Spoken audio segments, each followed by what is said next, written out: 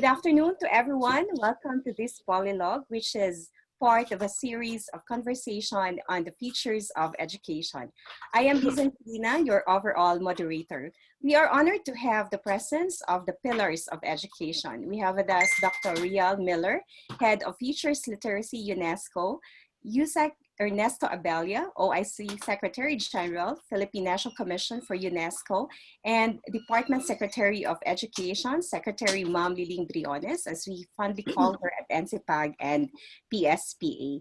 This polylog is initiated by the Philippine Features Thinking Society in collaboration with the Philippine National Commission for UNESCO, Northwestern University, Center for Engaged Foresight, Philippine Society for Public Administration, Millennium Project, and DAP Graduate School of Public and Development Management. We are also joined by our guest speakers from different institutions. We have with us Dr. Nedy Turalba, President of Pamantasan ng Lungsod ng Valenzuela, and also representing the Association of Local Colleges and University. From the private sector, we have Dean of School of Diplomacy and Governance, Dr. Gary Ador Janicio of the College of St. Benilde. From Polytechnic University and also representing the Association of Schools of Public Administration in the Philippines, we have Dr. Sanjay Claudio. From TESDA, Region 6, we have Regional Director Dr. Gaspar Gayona. And from the northern part of the Philippines, we have the President of Northwestern University, Attorney Ferdinand Nicolas. And also later on, Dr. Lily Domingo, President of Kalayaan College, will do the synthesis. We are also joined by our participants from different regional offices of the Department of Education, UNESCO clubs from the three branches of the government, judiciary, legislative, and executive branch. So we have representatives from the Department of Education, as I mentioned earlier, Department of Foreign Affairs, Department of Interior and Local Government. We have from DOH, Department of Health, Philippine National Police, Armed Forces of the Philippines, and TESDA. Also, we have participants from Northwestern University, Pamantasan ng Lungsod ng Valenzuela, Polytechnic University of the Philippines, De La Salle College of St. Benilde, Batangas State University, Cebu Normal University, Mindanao State University, Bohol Island State University, Mariano Marcos State University, University of the Philippines, University of Santo Tomas, University of Makati, Tarlac Agricultural University, Rizal Technological University, Western Mindanao State University, and Western Visayas State University. So we are now live via Facebook with 2,000 plus registered participants as of this afternoon. So it's been a month and 9 days for the Philippine Features Thinking Society since we organized and launched that.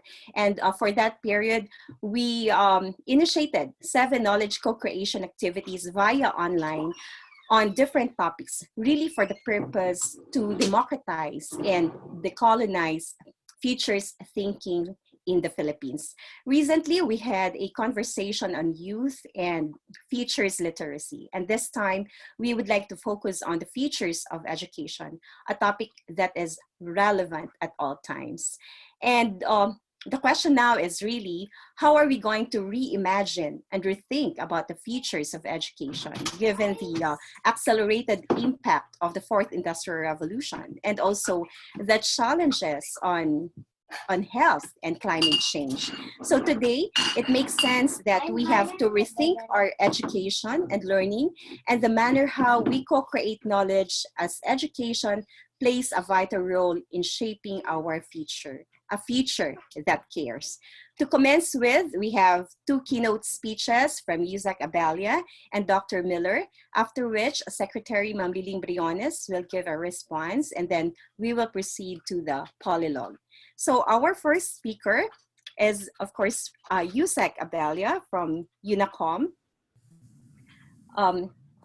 USAC Ernesto Abell's professional experience ranges from business, academe, religion, and spirituality and government, at the heart of which lie his passion for personal and social transformation.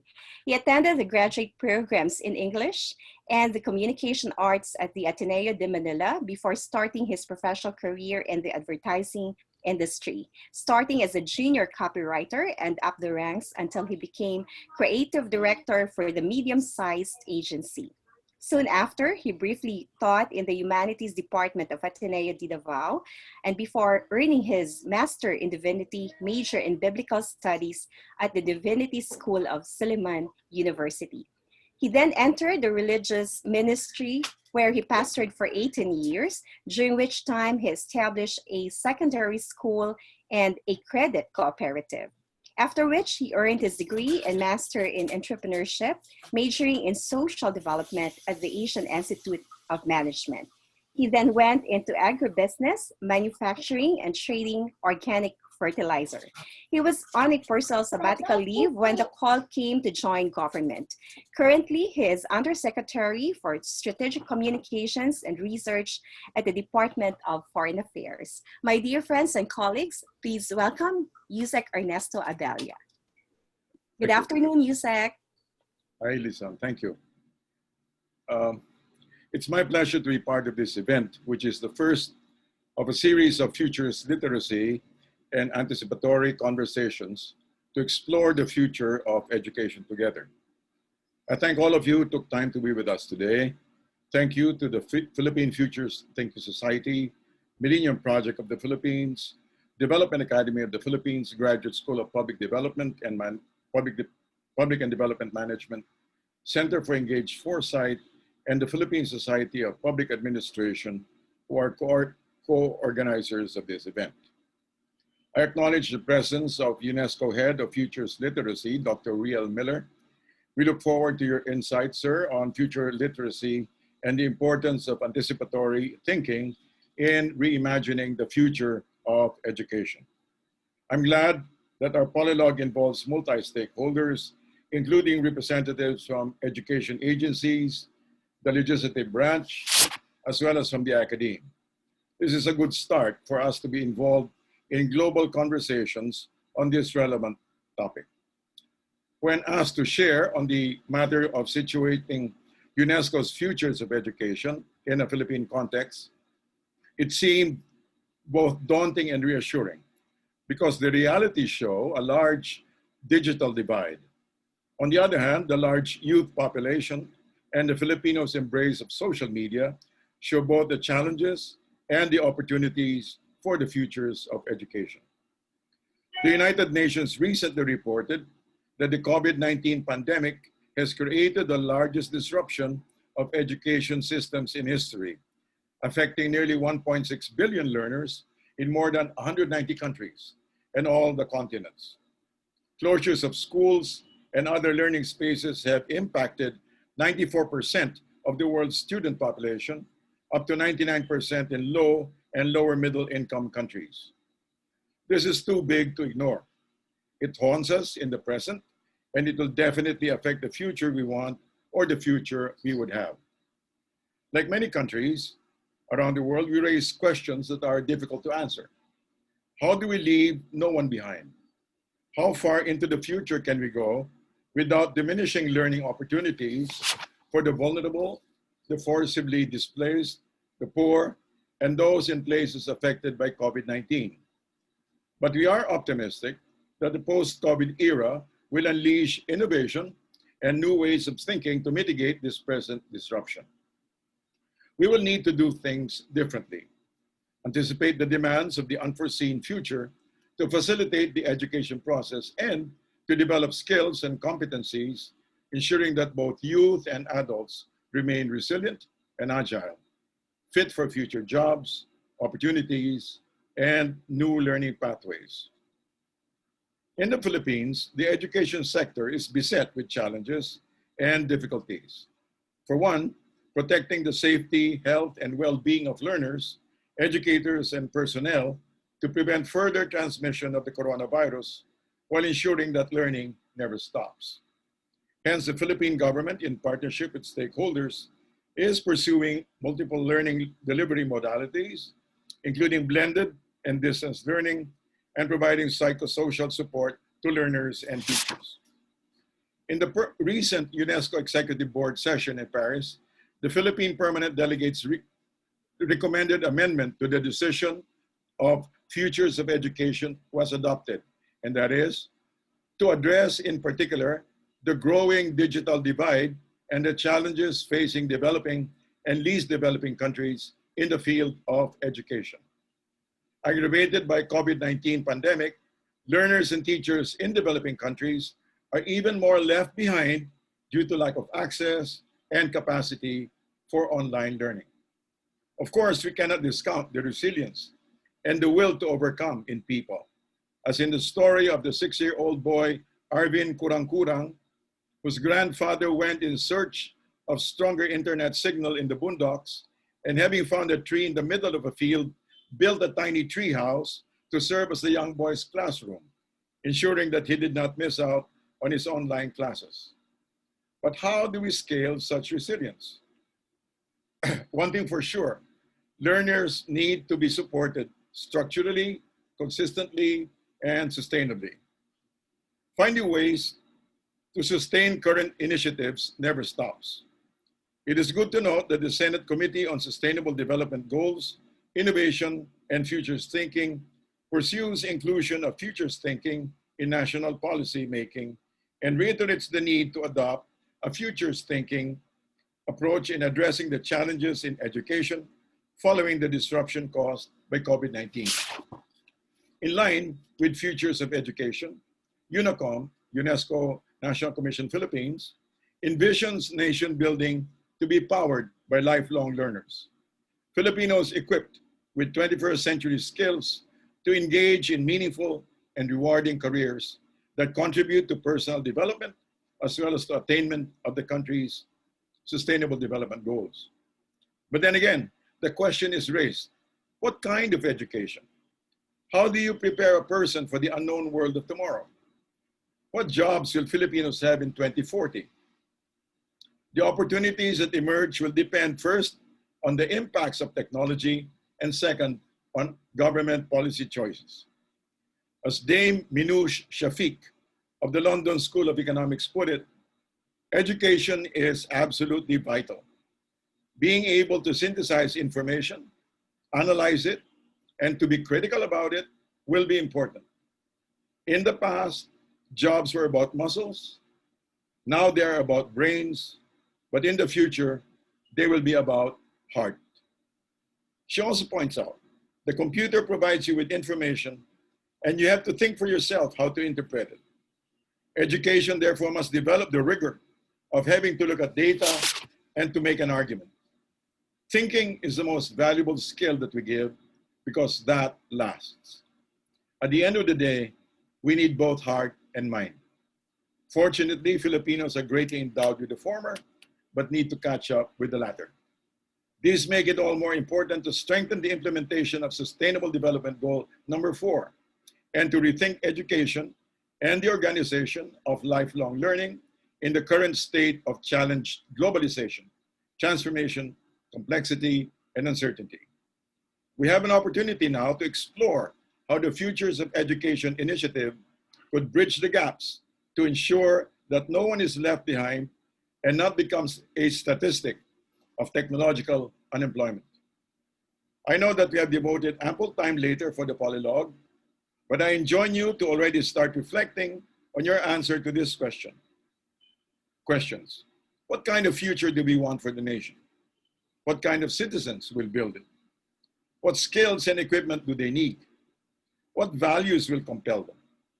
What value can I give that I know is true and works in my own life? Thank you very much, and I look forward to their insights, views, and reflections. Good afternoon. Thank you very much, Isaac Cabella, for that very meaningful story you shared earlier with us about the young boy in the mountains within the context of digital divide. And thank you for bringing the discussion at the international level on how are we going to address digital divide in the Philippines. Our next keynote speaker is Dr. Riel Miller. He is currently the head of Futures Literacy at UNESCO in Paris. For over 30 years, he has been pioneering advances in the theory and practice of using the future as a means to improve management and public policy with a focus on transformational leadership. He has designed and implemented hundreds of projects worldwide using the future in order to change what people see and do. He is an experienced and innovative educator, a pioneer of futures literacy and the discipline of anticipation. He is widely published in academic journals and other media on a range of topics from the future of education and the internet to the transformation of leadership and productivity. He is an accomplished keynote speaker and facilitator. His unflagging ambition is to find ways to put the richness of complex emergence at the service of humanity's capacity to be free. My dear friends and colleagues, please welcome Dr. Riel Miller. Good afternoon, Dr. Miller. Hello there. Very glad to be with you. Thank you very much for this invitation and for the honor of joining you. My greetings to all my colleagues in the Futures community and also in the government and in the university community in the Philippines. It's a tremendous privilege for me to be with you. I'm very inspired by the program that you've put together and also by the remarks that have already been made by Dr. Bella. It's always inspiring to be invited to imagine what we can do together. And that's what it seems to me this session is about. And it's something that offers us an opportunity to create and to invent and to be surprised. So with that in mind, let me just offer a few thoughts on one of the challenges that actually I've been thinking about all of my career. I did my first large, 2-year, very extensive initiative on the future of education in 1988 in Ontario, which is in Canada from where I'm from. And so I've been thinking about the future of education for a long time now. And I want to try and take a little bit of a step back, if we might, which relates to a series of issues where futures literacy and democratization and decolonization, which are words that have already been mentioned today, play a critical role. The question that I think is quite evident in my work, and this was very true in 1988 as it is now, is that it is actually quite difficult to imagine. Imagination is not something that is automatic. It's like any other way of thinking. It's something that requires work. And the sources of our imagination, where we draw our ideas from, the language and the words that we use, but I'd say even deeper, the fears that we have. In other words, the things that make us anxious, but also the hopes, so the things that motivate us. All of those come from these images of the future that we use all the time. Now, in part, they're so normal, natural, matter of fact, that we don't question this, these images. We just use them all the time. We use them to cross the street. We use them to organize dinner, to buy food and then cook it. We use the future all the time. And so we have this kind of automatic reflex, which is, yes, these images are things that I'm so dependent on, and I use so naturally, even as a baby. When a baby cries to get fed, it's using the future. It's thinking, aha, I'm going to express myself in the only way I know how before I can even talk, and something will happen in the future. I will get fed. So the future is so deeply integrated into the way we function. Indeed, to think about the scientific sides of this for a moment, there's a good argument that says that consciousness, human consciousness, is in fact connected to our anticipatory capacity, our capacity to imagine. So why do I think that this is crucial? It's because on the one hand, that means everybody can access anticipation. We use it all the time. And I want to just talk about changes and shocks for a moment. Uh, One of the, I think, the most fundamental changes that humans have ever made as a species um, is the invention of reading and writing, in other words, the written form, and then the decision, which was quite um, a crucial decision, but not a decision that was made with an understanding of its implications, which was to try and make sure that everybody could read and write. Now, just cast our minds back, but I mean, I think it's something that we can all relate to, which is that for many people who were earning their livings and ensuring their livelihoods with the work of their whole family, the elderly, the young, well, the young were working. The young were doing things that were productive. Their hands and their backs were an important part of making life viable for everybody. And then when the government comes along and says, well, there's going to be universal compulsory schooling, and we're going to take away this labor. And not only that, we're going to teach your children things that you don't know, parents, which breaks a very long and familiar chain of learning from parent to child, from grandparents to children. People go, what kind of strange idea is this? How radical is that? They're taking away these hands that worked in the factories and the fields. They're taking away the continuity. And they're also doing something that seems very odd, which is, why should I trust these strange people who are going to be teaching my children? They come from outside my community. I have no vouch for. I don't know why I should trust them. And so this shift that we made during the industrial era to universal compulsory schooling, and that is one of the key objectives of the Sustainable Development Goals, is in fact a very radical policy. It was a very disruptive change in the way people related to the processes of acquiring the capability to do things. And of course, capability is really crucial in this world. And that's, I think, where the focus today needs to be. Because if we are rethinking, if we are taking the opportunity, and I think in the Philippines, there's no lack of historical experiences with significant changes in the image of the future. What I mean by that is today the world is experiencing a worldwide, global moment when the images of the future change. Meaning, there were people who were going to the office one day, there were people who were going to the factory, they were going to out into the community, and then the next day they were locked down in many parts of the world. And that meant that all of a sudden, their day-to-day life, the image of the future changed. And that rendered the power of the image of the future evident. We need to take advantage of that. And that's where I think the democratization and decolonization come in.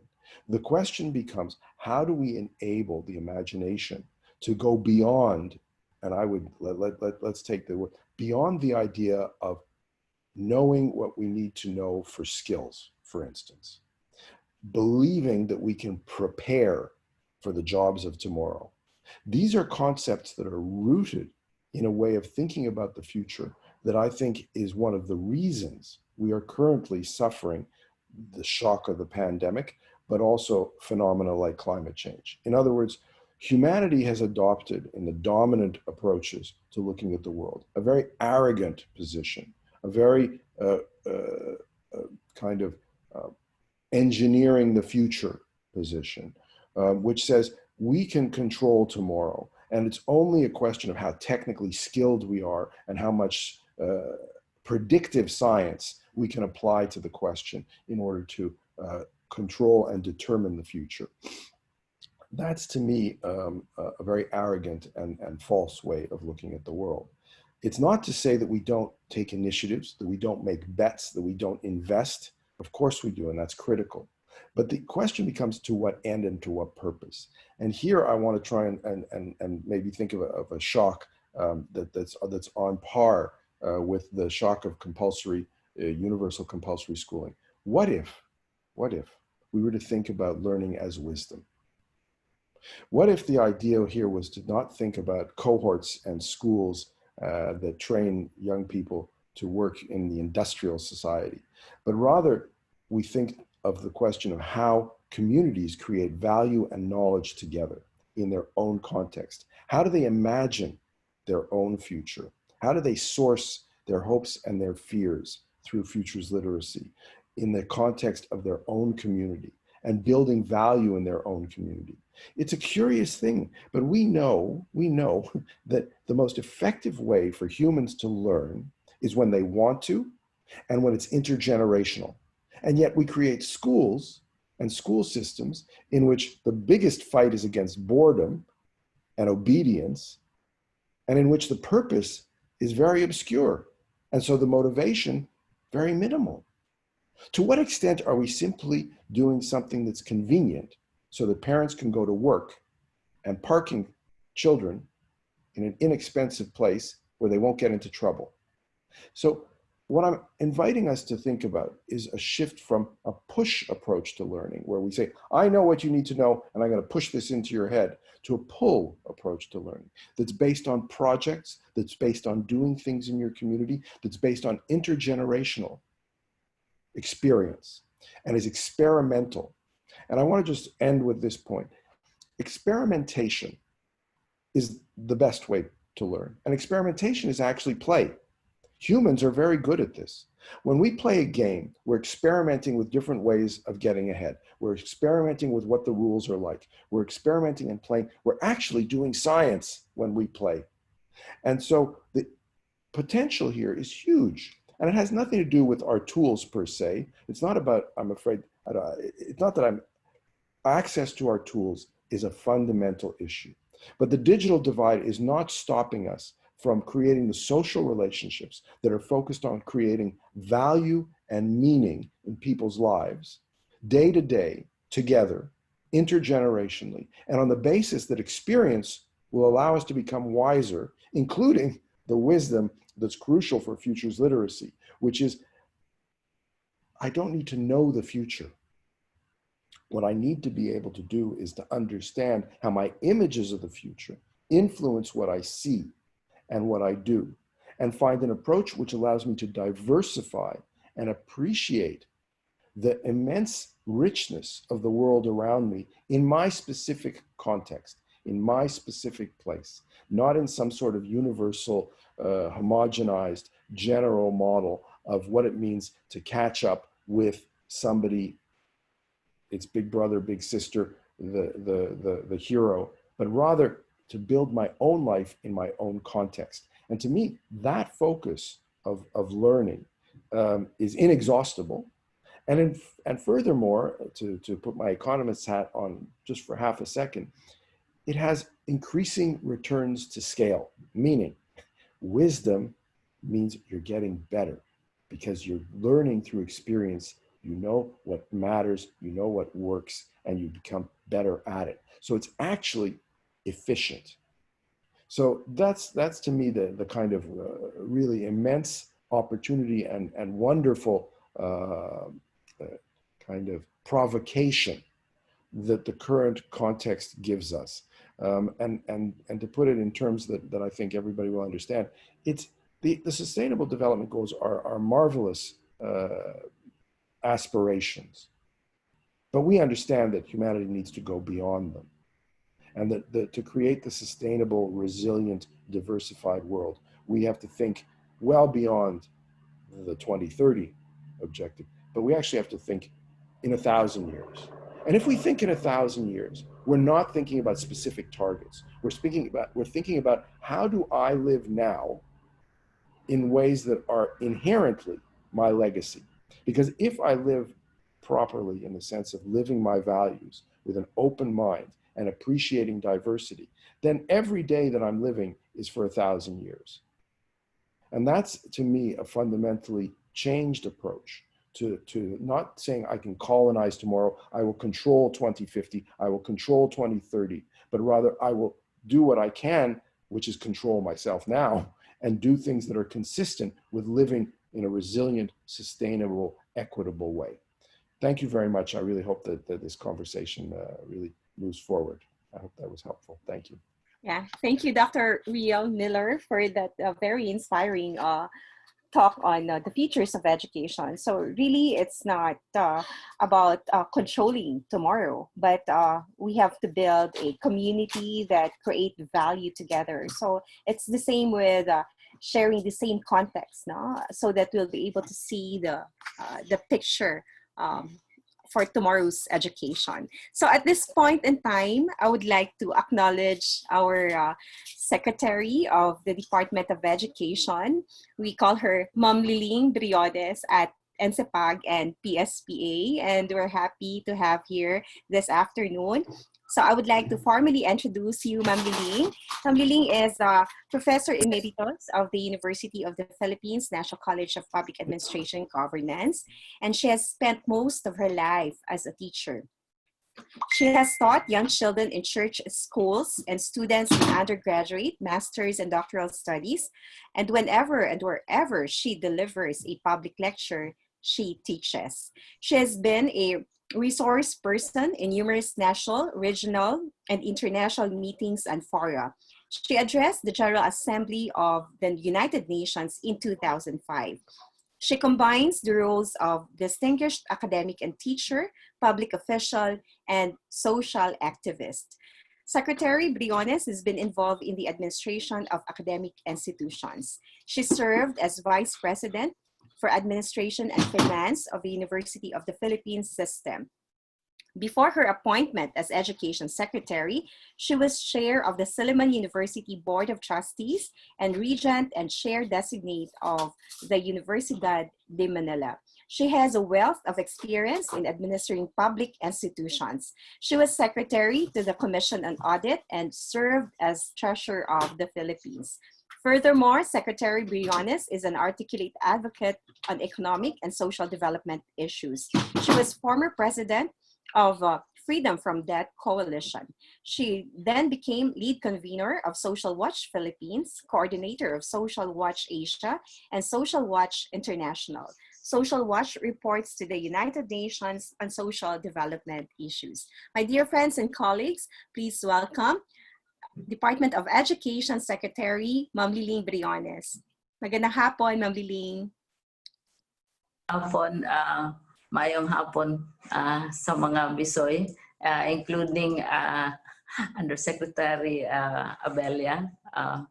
We communicate in our common language. Magandang hapon sa inyong lahat. Good afternoon. I'm very happy and honored to be invited to join this, I'm sure, very exciting polylogue to share with you the activities of the Department of Education insofar as futures education is concerned. I have prepared a series of slides which I will not, as usual, present because this will be shared later on with all of you. I thought that in response to two major issues which are already brought up by the earlier speakers, we could get an idea of what is happening in the Philippines insofar as education futures are concerned. As early as 2 years ago, when we were already preparing our proposal for next year's budget, we already included a request to the national government to support the idea of, to support the creation of a futures thinking team in the Department of Education, because we could see that the future was moving in on us, accelerating at such a pace, although we were also very engrossed to the present. I was a little bit late this afternoon because the present right now, as all of us know, in the Philippines and the rest of the world, does not allow us to think of the future. We move from crisis to crisis, from issue to issue, from debate to debate, especially in education. But we insist on making time to think about the future of education.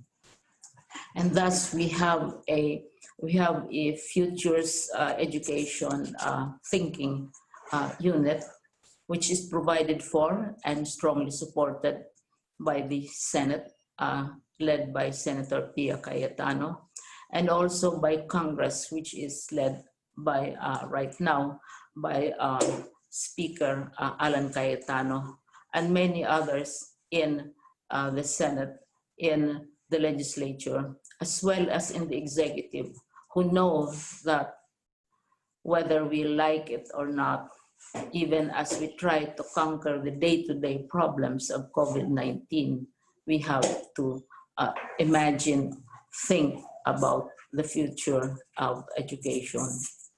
To give us an idea, I know that some of you are already familiar with what is happening in education, especially our colleagues in the field of education, the various universities. But just an update on what is the state of education at present, upon which we're trying to build our future. We're trying to define the future of education. Right now, we have already a total enrollment of students and learners, public and private SUCs and local universities, of 23.9 million students. That's a huge number of individuals and learners and humans who are trying to prepare not only to survive the present, but also to survive the future.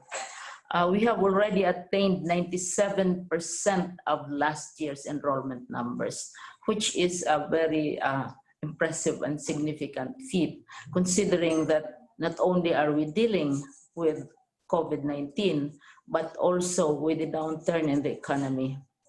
It is in the enrollment in private schools where the challenge is greater, because right now we have 1.8 million students, learners in the private sector for basic education, and they constitute 43.99%, less than one half of our enrollment last year for learners from the private schools.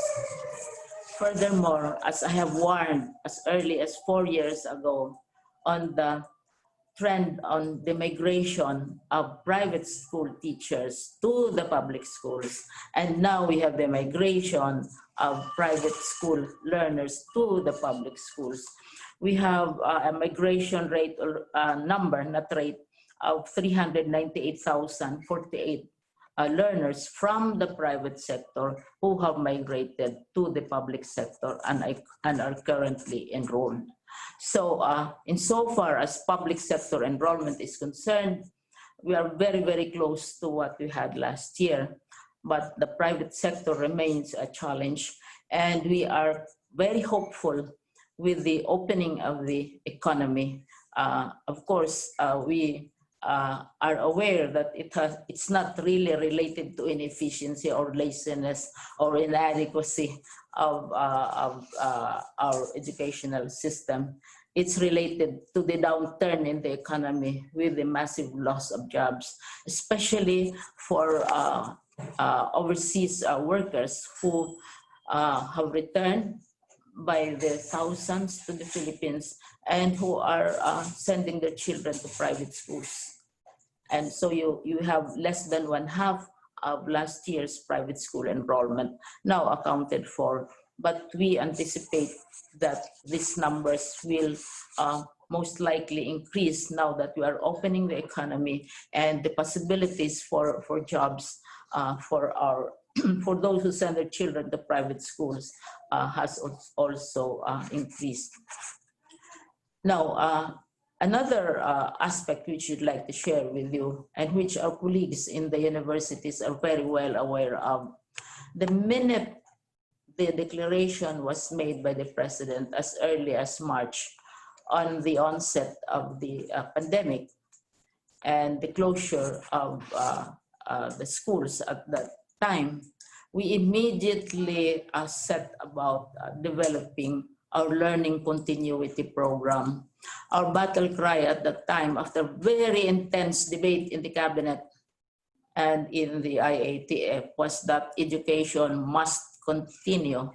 And so we developed our learning continuity program, and considering the difficulties, the challenges, etc., the decision was made and we reviewed the entire curriculum. We thought that it is not a matter of adjusting the curriculum for senior high school or for junior high school, but the entire curriculum has to be re-examined.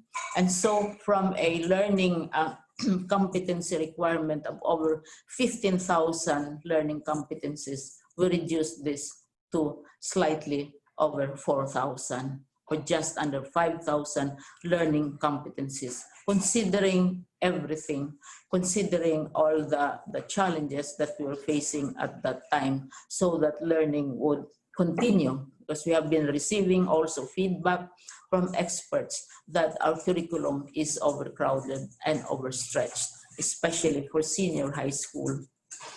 Now, the matter of the digital divide has been brought up by the three preceding speakers, and we also warned against it.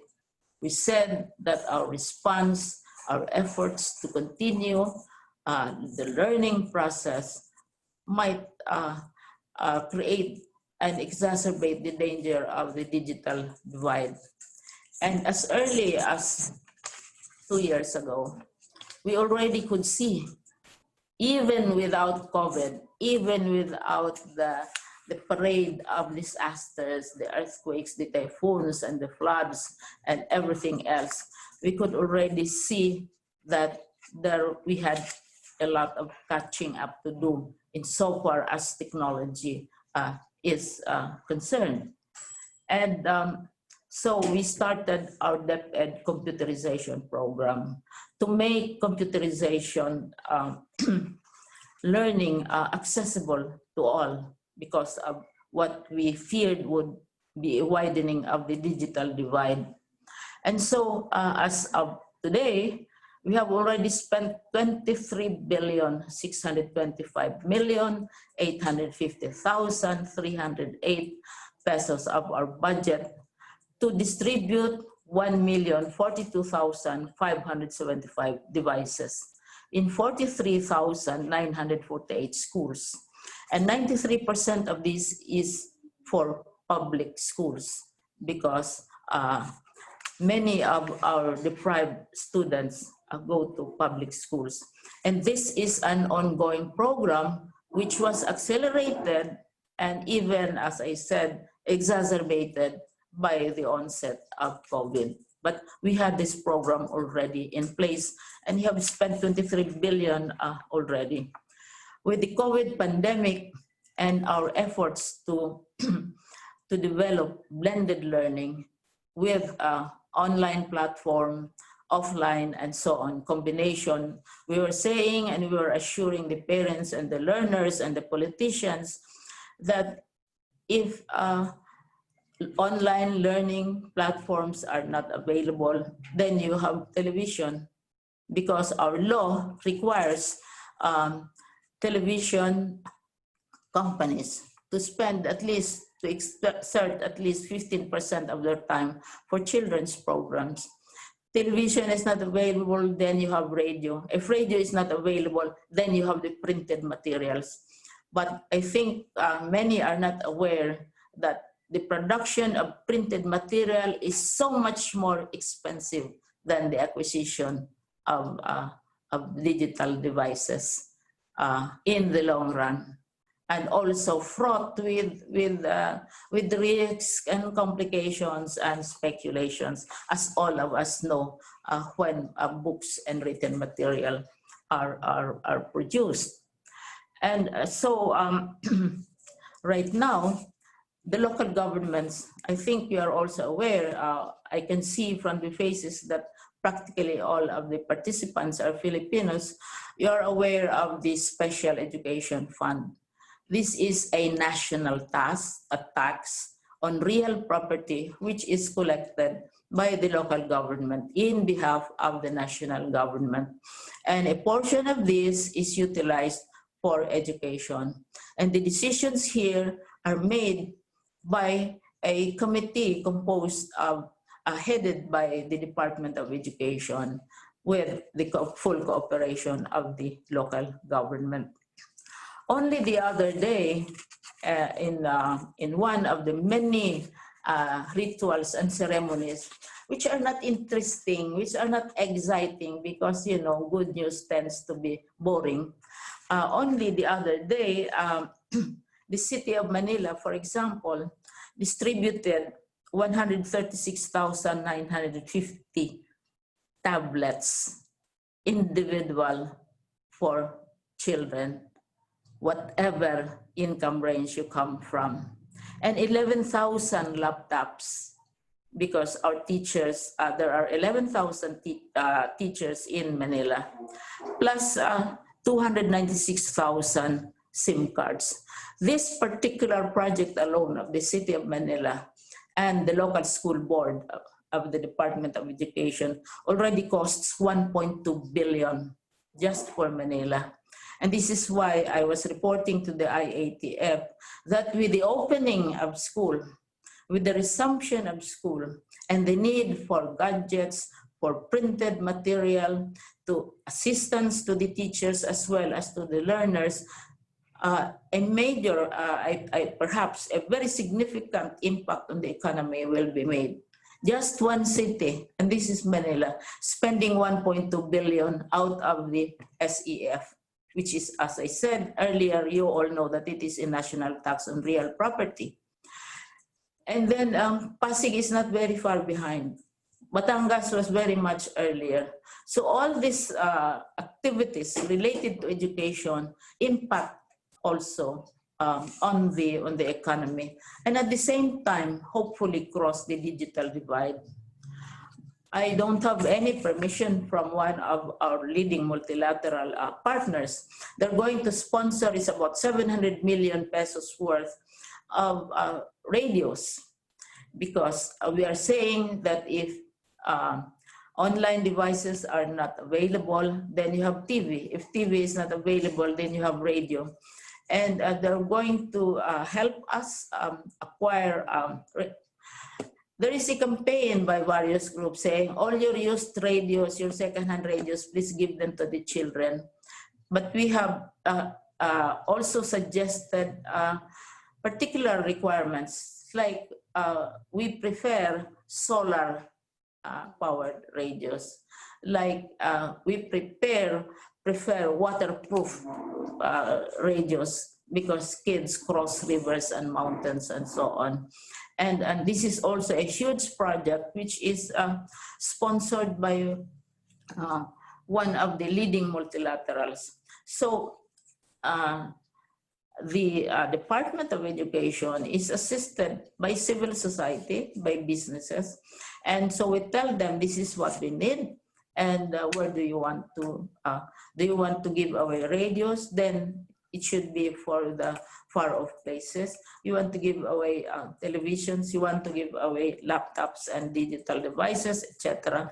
And we are reaching out to make sure that this digital divide, which we warned against and which we're aware of right from the beginning, would somehow be crossed, especially in the public sector, especially since a great number of our students right now are in the public sector schools. Liling, that's very inspiring to note Yes. that the Department of Education is now having an office on futures thinking, and also the one you mentioned about the civil society helping each other in civil society and businesses. They are helping out, and they know exactly. We suggest to them where the need is greatest. As I said, local governments like to give away gadgets, and but these are expensive. Yeah. One gadget, for example, in a little province costs 45,000 for a teacher. And this is why in Manila it is 1.2 billion. We have spent 23 billion already. I would like to emphasize this because all of us recognize the digital divide. Yes. All of us recognize that even as we continue with education, we have also to contribute to the recovery of our own economy. Yes. Now, going back to the futures, so we have been so engrossed with the present that the time that we wanted to spend on the future has been threatened and competed. There is competition with the future and the present are competing, but we are will continue to be aware. So we have already formed a a futures thinking group in the department, and this is supported by the 3 branches of government. But what I noticed, and looking also at the list of the participants, I didn't have the opportunity to know each one of you. We are very concerned about STEM.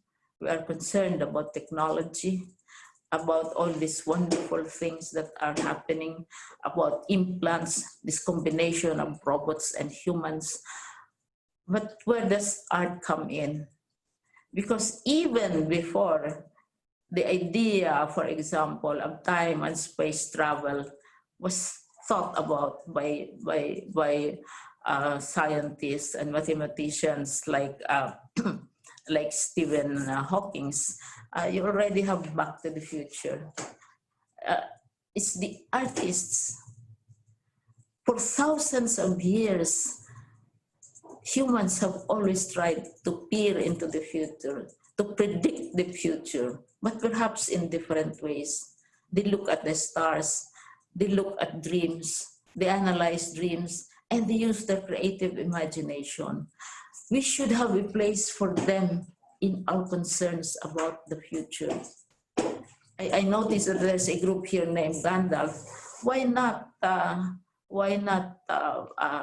Mahadev? In one of my favorite, in addition, of course, everybody loves Gandalf, but why not Dune, Paul Abdul, who really combine all the possibilities of what humans can do and not do. I'm a certified fan of the Dune series, aside from the Gandalf groups. How about those who write songs, who make movies, who see and peer into the future and give us? How do we put that into education? And then a challenge, as far as I can see, and I'm closing now, to us in education, especially basic education.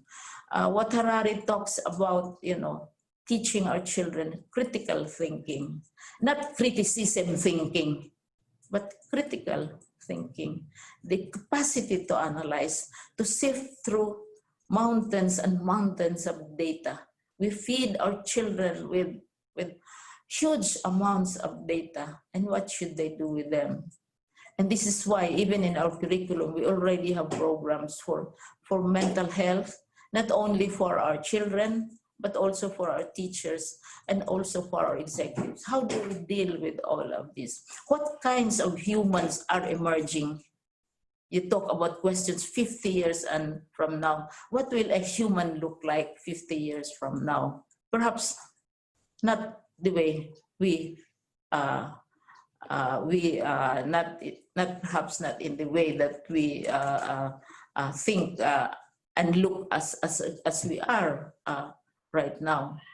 So how do we deal with? So the president has instructed us to look into this problem, and we told him that even before his instructions, we already have been having webinars, we have been having studies on handling the pressures on the learners. This debate about when are schools going to open, etc., it's the grown-ups. it's the grown-ups who are quarreling and debating as to when school should start. And when I get telephone calls telling me, open on this day, close on this day, etc., and I said, you have a grandchild, don't you? You have a son, don't you? Why don't you ask your child, does he want to go to school or not? What does he want to learn in school? And that is what we try to do. Because after all, education is for the children. And all this, we supposed experts spend all our time and our energy debating and quarreling with each other, and don't try to find out and ask the children themselves, what do they want to learn? And this is what we have tried to do. And we have videos showing, indicating this. I received letters from 9-year-olds and 8-year-olds saying, Madam Secretary, this is what I want. I want to go to school, etc. I want a teacher to teach me, etc., etc. And I want to learn more about this. And you'd be surprised at the kinds of questions that they ask. So my challenge to all of us right now, as we think and as we peer into the future, para tayong mga Daniel, para tayong si Joseph, para tayong mga Magi, looking into the future. But we are better equipped, I believe. Let us ask the object of all our tenderness, all our thoughts, the object of our future, which is our learners. Thank you. Thank you very much, Ma'am I Liling. will share my slides with the rest of the group, but they are very different from what I said, of course. Okay, thank you, Ma'am Liling. And of course, really the challenge is to ask the stakeholders, especially the children, on what kind of education venue or environment they want. And now I would like to introduce our moderators to, of course, share the topics on the futures of education with our resource persons. So our moderators are our Vice President of Field Features and our Chief Futurist as well. And he is also our Vice Chair of Millennium Project. We have Professor Sherman Cruz, and of course we have Ms. Lindsay Barrientos, Deputy Executive Director, Philippine National Commission for UNESCO. Good afternoon, Sherman and Lindsay. Are you ready to take over? Oh yes, Dean Lisan, definitely. Thank you very much for that kind introduction. So before we proceed to the polylog, allow me to introduce our discussants today, our experts on education. And first, let me introduce Dr. Nedenia Torralba. Dr. Nedenia Torralba is the University President of Pamantasan ng Lungsod ng Valenzuela. She has almost 17 years of experience in managing universities. She has a lot of experience on education management. Her academic qualification includes Doctorate of Educational Management and PhD units in veterinary clinical pathology at the Hokkaido University. And previously, she was a national treasurer of the Association of Local Colleges University, and currently, at present, University of the Philippines Outstanding Alumna Award, in 2014, and Outstanding Alumna in Government Service in 2013. And one of our discussants also is Dr. Gary Ador Junicio. Dr. Junicio is the Dean of the School of Diplomacy and Governance of De La Salle College of St. Benil. Prior on his deanship, he was the program chairperson of the Consular and Diplomatic Affairs program of the School of Diplomacy and Governance of the same college for almost 6 years. He is currently the board secretary of the Philippine Society for Public Administration and treasurer of European Studies Association of the Philippines. And of course, we also have Dr. Sanjay Claudio. He is the director of the Quality Assurance Center of the Polytechnic University of the Philippines and president of the Association of Schools of Public Administration in the Philippines and board member of the Philippine Society of Public Administration. And then, of course, Dr. Gaspar Gayona, currently the regional director of TESDA 6 and member of the technical working group on the competency development survey issued on April 23rd of 2020. Of course, he is also the co-chair of the Technical Working Group on the involvement of industry boards, industry association in TVET programs and services this year. And last but not the least, of course, is Attorney Ferdinand Nicolas. He is currently the university president of Northwestern University and chairman of the Ilocos Consortium for Industry, Energy, and Emerging Technology Research and Development, and chairman of the Multi-Sectoral Governance Council for Mariano Marcos Memorial Hospital and Medical Center. They are our discussant for today's anticipatory polylogue. And of course, if Dr. Riel can remain, if Dr. Riel can afford to remain with us for the duration of the polylogue, I would like to invite you to please participate in the polylogue. So this is how it goes. First, I would like to give some sort of a recap of what was mentioned by Dr. Abella, Yusek Abella, and Riel Miller. Of course, interject the insights and wisdom shared to us by Secretary Biones. In a nutshell, the concept of futures in the plural. If you try to like look at the spelling, it's plural, and the word future or futures is used as plural to recognize the rich diversity of ways of knowing and being that we have. It acknowledges the multiple dimensions of the future rather than attempting to chart a single future but rather looking at futures in the plural. This validates multiple possible and desirable futures of education and humanity on our shared planet. It acknowledges possibilities and probabilities and emergence. So the UNESCO Futures of Education Initiative approaches the future as such, in a democratic way that is connected to, but not limited by, the past and the present. Now, this anticipatory polylogue is a participatory mechanism developed by UNESCO to give us a space and a platform to envision possible futures of education. Now, the word you have seen in our event, the word becoming. So give me a couple of a second to actually explain, expound a little bit of that. So becoming is a line of thought that invokes the potential of becoming, that emphasizes potentialities and rejects determinism, and expresses a flexible openness to the new. And I'll be asking a number of questions, some basic questions, in fact, 4 or 6, or we can do it, we can explore and have a conversation about some 6 questions, but if we could not, at least we must be able to have a conversation about these 4 basic questions about the futures of education that the UNESCO Futures of Education Learning to Become is asking, the global level, to facilitate and have a conversation, anticipate possibilities. Of course, I would like to encourage everyone, of course, to look beyond the present and perhaps try to stretch our imagination and our anticipation quite a bit, as Riel mentioned, about legacy, about long-term thinking. So I would like to invite everyone also to some sort of approach the question in that context or frame of mind, to look beyond the present, to look beyond 2030.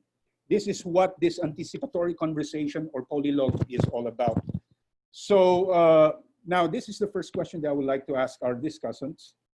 Knowing what we know now, as has been shared, of course, by Yusek Abella and Secretary Biones and Dr. Riel Miller, and possibly aware of what could emerge in the near term, the post-COVID world, we could say that the next 5 years is your post-normal default education futures. Like, of course, it will impact us in the next 5 years, and the implications could be further long-term. And the first question is, when you think about the futures of education, let's put our imaginations, are thinking a bit in the year 2050. Let's gamify this, let's play it around. When you think about the futures of education, let's say, imagine it's 2050. What are you most hopeful about the futures of education? Let's talk about hope. What are you most hopeful about the futures of education? before perhaps we deconstruct that, let's talk about hope. So that's the basic question. What are you most hopeful about the futures of education? Yeah, I would like to ask, first, if possible, Dr. Nadenia first. Dr. Nadenia Toralba. Nadenia.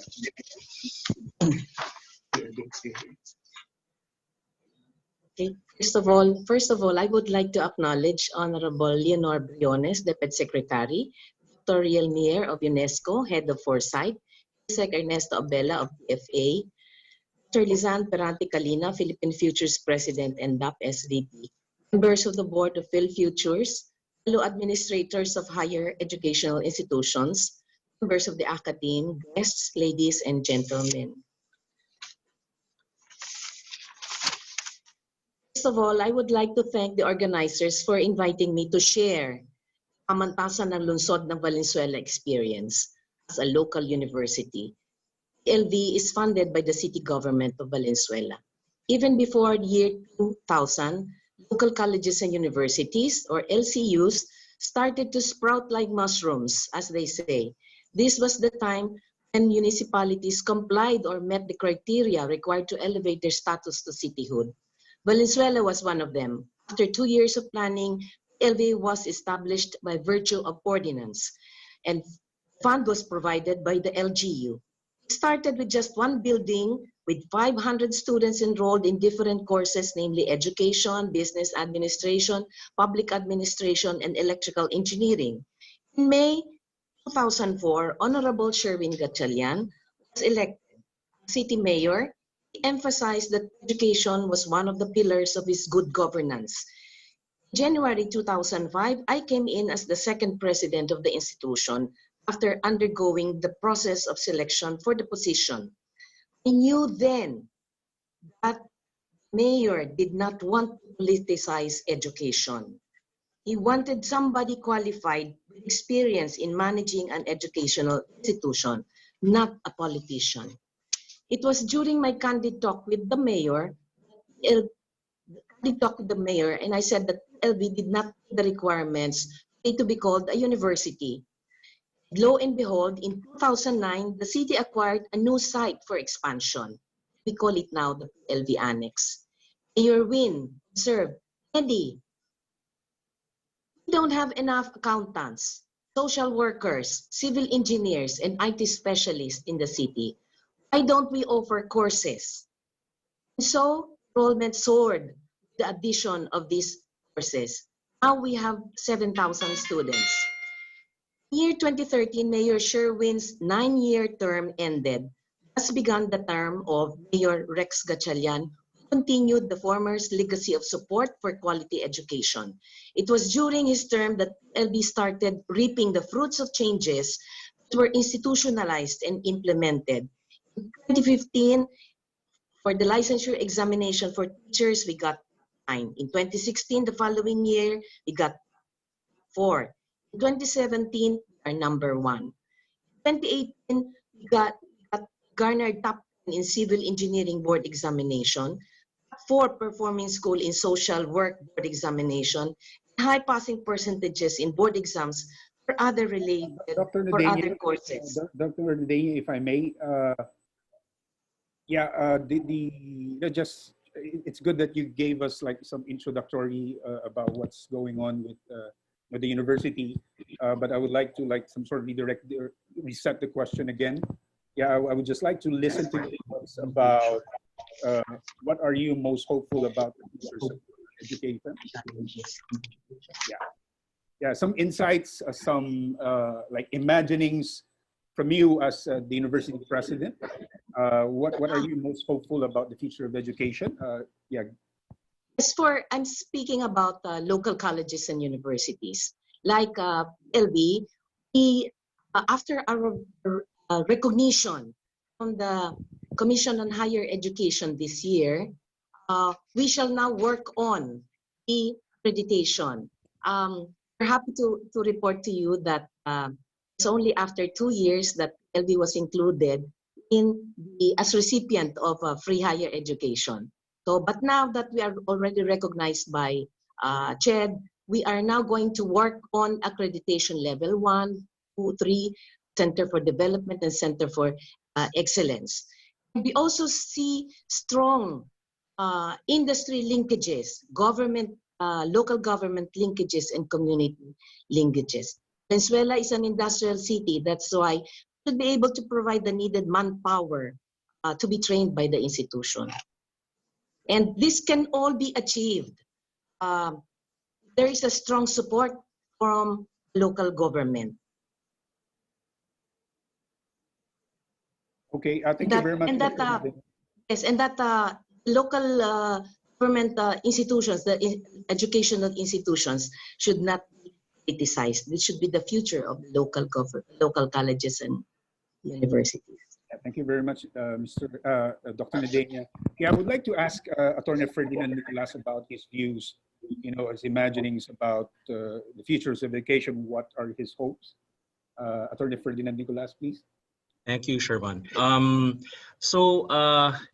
It's good that we're starting off on a positive question. What are we hopeful about in terms of education come 2050? That's a long way off.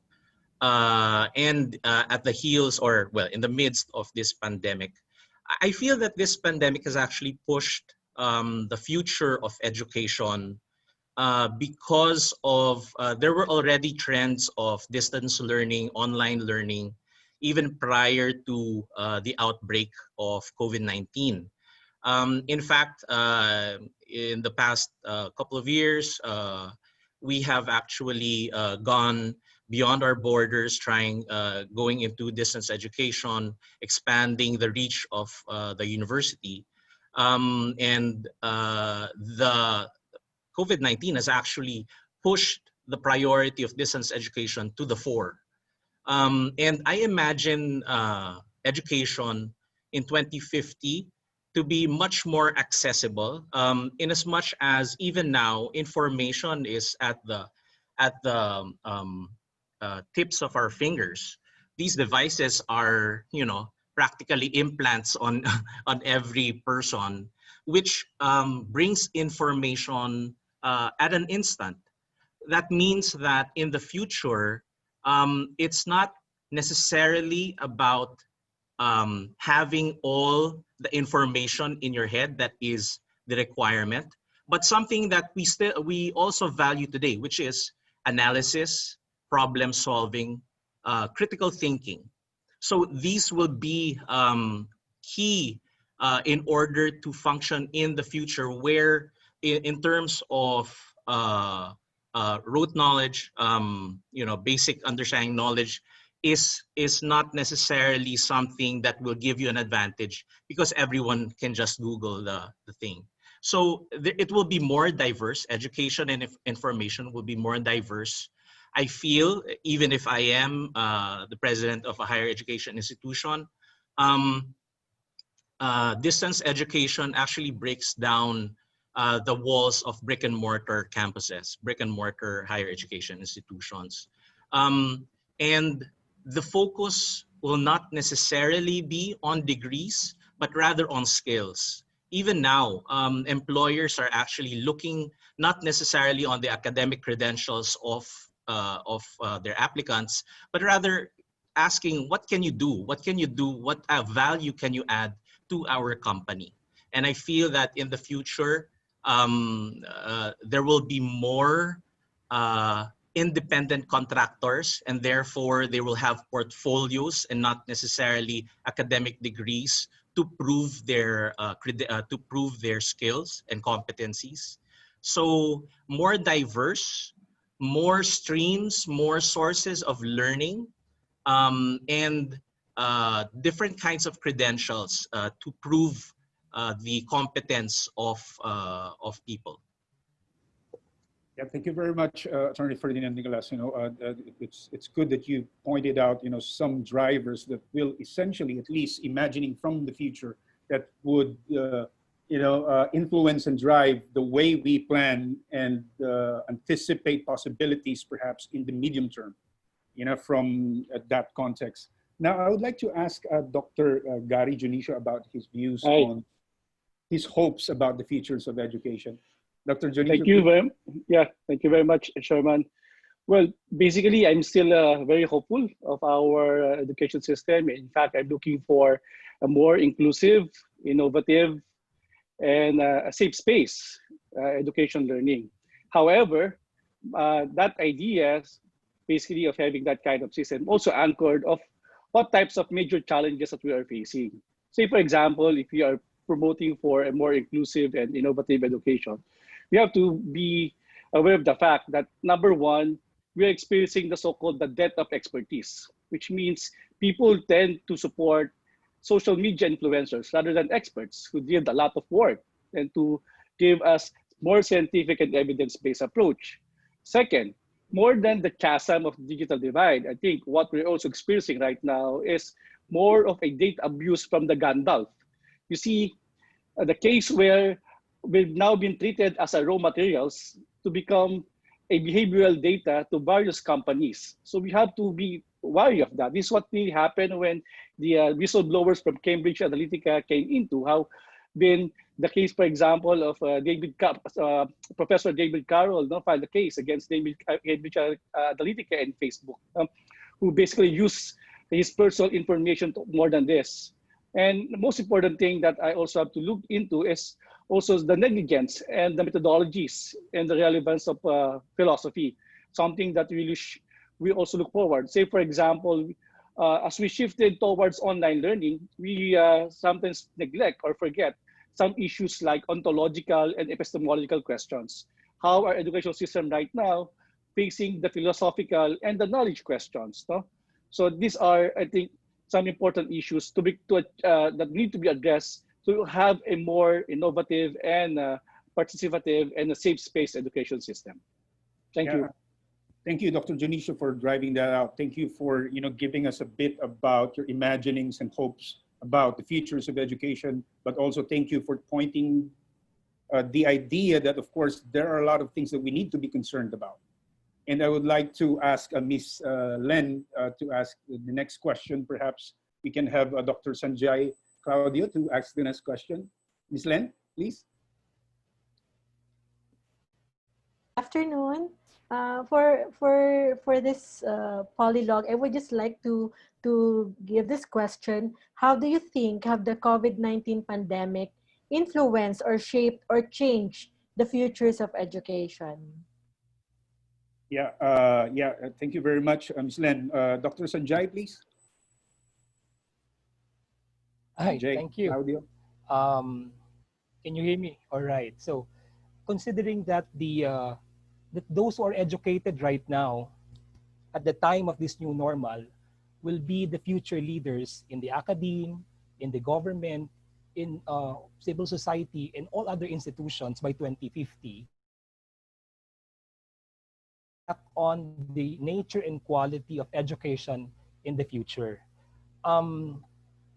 Surely, I guess, before, we usually think about, diploma mills. When you talk about open universities or open admission. But right now, I think that because of the pandemic, the trend now is that there's hardly any difference now between traditional, actually there's no traditional to speak of, traditional education. And that is why I guess it's also important that emphasis is given on the quality, coming from a quality assurance point of view, that it's about time that we look closer into the quality of the blended mode of delivery, or probably specifically on the online mode of delivery. So I guess I think that's one good maybe direction that the pandemic has brought us. Second is that I think education right now, I agree with the previous speakers that we are expecting education to be oriented towards creative problem solving, considering the complexity of the problems that we have right now. And that I guess the disciplines as well, the professions as well, will be more or less approached, or the problems will be more or less approached using a multidisciplinary lens. Because the nature and complexity of the problems that we have right now are really multidisciplinary. So I guess hindi na ganun ka-strict, no, yung mga boundaries you know, because even if you are an engineer, sabi nga ni Ma'am Liling, you have to have at least, you know, humanities and other dimensions, no, na meron ka dapat. And in order for you to understand a certain problem, it doesn't only entail expertise of a certain profession, but I think you have to really look into many other factors.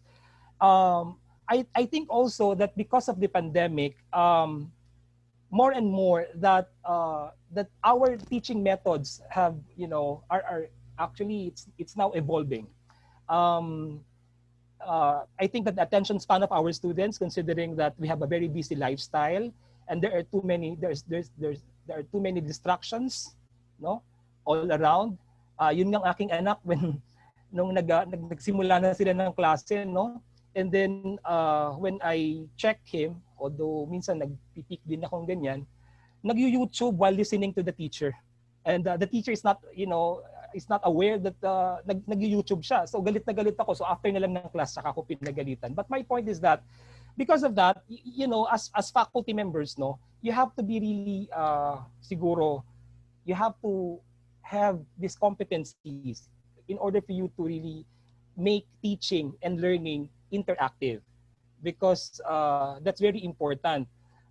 Given that all of the information are readily available using social media and other means, I guess it's no longer, you know, more on knowledge based, but just like what the previous speakers mentioned, it has to be directed towards enabling our students to interpret, to analyze, and at the same time to make. So I don't know if that is a that is something that is a hope or something positive, but I guess we have to look into these things. And because of this pandemic, we are supposed to we are looking forward to the fourth industrial revolution, and there's a lot of webinars even prior to the pandemic, but we are really ushered in, no, para bang tinulak tayo dahil nga sa napabilis bigla yung mga proseso, that we are really now in this situation. And I guess that these are important considerations. Talagang nagbago yung shape ng Philippine education, not only the Philippine education but also of course education in general, because of the many challenges and concerns that this pandemic has made us realize. Thank you. Thank you, Dr. Sanjay. Well, Sherman, while at the topic, I think Secretary Briones would like to add something or mention something, ma'am. I cannot resist rejoining the conversation because the topic is very important. Your question about the impact of the pandemic on education, the impacts have been very profound in the sense that our plans, our activities, our programs have to be speeded up because we are trying to achieve, we think of the future, but at the same time, we have to handle the present. And the present is full of political, social, and whatever realities in our environment. For example, we used to meet with my management committee, which are our regional directors, at least once a month. Now we meet 2-3 times a week. Why? We can do it virtually.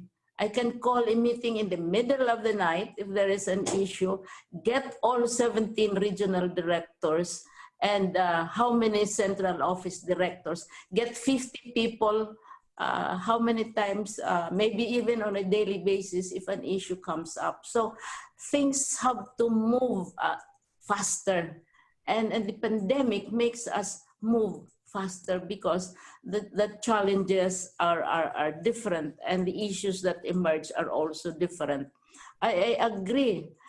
For example, we had, when we said education must continue, but we cannot continue with 15,000 learning competencies. We have to reduce them. And so we went to this horrific exercise of reducing the competencies down to the most essential, what is important for our children to learn other than dates, other than when did Magellan discover the Philippines or where was the first mass and so on and so forth. What are the most essential learning competencies? And this engendered a lot of debate.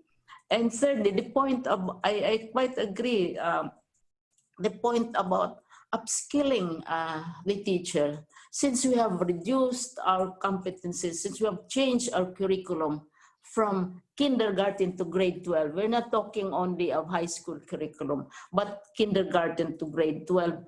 Therefore, we have to upskill our teachers. You know, blended education, distance education is as old as I am. Education by radio is even older than I am. 2 world wars were won with radio communication. Wala namang Facebook at saka Twitter during those times. But we have to adjust them to the needs of education. So our teachers have to learn how to, and what we did, you know, Sherman, what we did, and everybody knows this, is that we held dry runs and simulations. And we went through all the regions have been doing this. Each school does this. And this is why no program in the 17 regions in the 60,000 schools is exactly the same as that of the other school, because it is shaped by what really exists. Are there television? Do they have radios? Do they have books, etc., etc.? So wala na yung the usual image that we have of the Department of Education. We march to the same drum. We sing the same tune. We recite the same poems. Not anymore, because the situation differs from region to region. So if you talk about blessings from the pandemic, I mean, this would be counted as one of the, some of the very useful impacts. We now work harder. We can work 24 hours a day. Like I can work on weekends. I can call anytime because technology is there. Where before, just to plan a conference, a monthly conference of my regional directors, it takes months. You have to reserve the hotel and you have to make reservations, provide plane tickets. Now you do it by Zoom and everybody is there. And we debate all the time and we know exactly what is happening in each of the regions and why they have to resort to particular approaches. So, Lindsay, I think your question is very important, because we not only see the pandemic as something that threatens us, but which also pushes us to move the future closer. Kasi ang futures program namin, alam mo, Sherman, we're thinking 2021 pa, 2022 in our budget. But now, in the year of our Lord 2020, the future is already here. And really, really challenging us. Thank you. Thank you very much. Sorry for that. Thank you for deconstructing that for us. In fact, what you're saying right now is that we're zooming into the future as fast as we can to catch up and perhaps leapfrog into the future. And before I ask Dr. Riel Miller about his views on this, about hopes, about anticipation, and why is it essential again for us to imagine and anticipate and provoke in order for us to question our assumptions from the present about the future, I would like to ask Dr. Gaspar Gayona of TESDA. I believe, this pandemic, it has affected the Department of Education. It has shattered its dreams, disrupted its images of the future about the next 5 years. How did it impacted TESDA, and what are your hopes about the future of TESDA given the current pandemic? Good afternoon. First, before I go to TESDA, I go to education as a whole. The result of, I agree with the Secretary on the positive on the impact of COVID. Practically, it's not bringing the future to the present. My view is that because of the COVID, we were able to bring the past into the present. flexible learning, distance education had been there for so long a time. Without COVID, we didn't realize that the significant in Tibet, but in basic education, in secondary education, in higher education. That's why my hope for the future is that we can really create an environment where we can build the capabilities of learners to manage their own learning. Now there was already a shift from teaching to learning. We know that in the reforms in education. There is a shift from the perspective of being a sage in the stage to become a learning facilitator. That's why the challenge for the learning facilitators today is on, as what the secretary had said, is to sieve on all this information and transform them into the e-format. Not only for Tibet. Everybody was surprised. Everybody was disturbed. Even our learning facilitators themselves, who are supposed to be technically technical,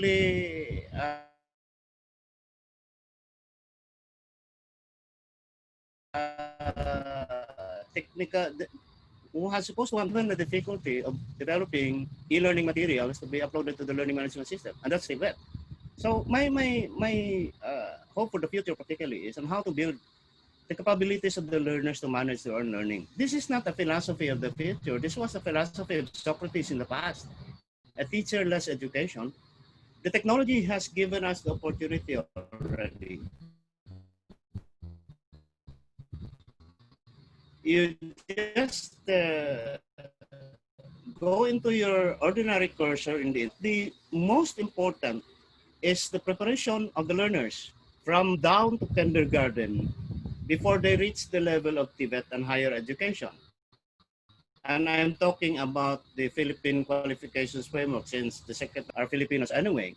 I hope to see a clear pathway.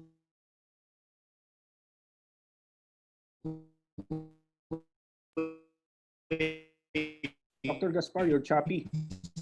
Credit system. Where from they want to go without the boundaries of the three managers of education. Okay, I think, yeah, Dr. Gayona. Yeah, we're losing you. You're choppy. I'm not sure. There are ongoing discussions on that. So that's my hope in the future of education in the Philippines. We are in the ASEAN qualifications references framework. We are in the qualifications framework. You can see that. That's my hope for education in the future. I'm not looking at COVID bringing the people. Yeah.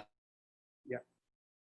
Thank you, Dr. Gayona, for that. Yeah. Now I would like to proceed to Dr. Riel Miller. Riel, my question is, the basic question is, how might we use the future? Hello? Oh, Dr. Gayona is still there. I'm sorry. Yeah. Okay. We can go back to Dr. Gayona later on. I think he has some problems with his connection. Hello? Okay. This is what it happens, of course, on Zoom, So we're having. Can I still be heard? Yeah. Okay. Yeah. Thank you, Dr. Gayona. Now let me proceed to Riel. Riel, yes, of course, we've been having a conversation for quite some time about anticipation and futures literacy as a tool, as a platform, as an asset or resource that we can employ today to transform the narrative and the conversation we're having to create desirable futures. Now, my question is, how do we do that? Like, as far as UNESCO's experience is concerned, like what kind of platform or spaces can UNESCO provide to, for example, for the Philippines, to have a platform or space to have a conversation about futures of education? Because apparently for this polylog, it's just like we're just scratching the surface here. It's just an initial conversation. But how do we do that? Thank you, Sherman. I appreciate the question, and I appreciate also the discussion so far, particularly the Secretary's concern with the issues that I would frame in terms of transition, but also the other ideas related to, I would say, going beyond substitution. In other words, this is an opportunity to not just replace old ways of doing things with new ways of doing things that are just about the same thing, but actually changing why and what we do. And that's a transitional strategic question. Let me give you the example of work that we've been doing around developing futures literacy. I think given that people have realized that they can open up their imaginations, in some senses necessity being the mother of invention here, what about getting every school to think about the future of learning? And I would say learning rather than education, because I think learning opens up the conversation to many different reasons for learning and many different ways of learning. We did work in many countries now where we actually get people to use their imaginations. In other words, we ask school teachers, we ask students, we ask parents, we ask businesses to think about the future, not simply from the point of view of the first reaction, not simply from the point of view of thinking about what it means to become like something you already know. That was my example of big sister or big brother, but rather structuring learning experiences that allow people to practice, to play, to become more skilled with their imaginations, and to realize that our initial idea of the future of education, which substitutes the classroom with some form of distance learning, is really a very limited way of imagining the future. It's just about improving what we already know.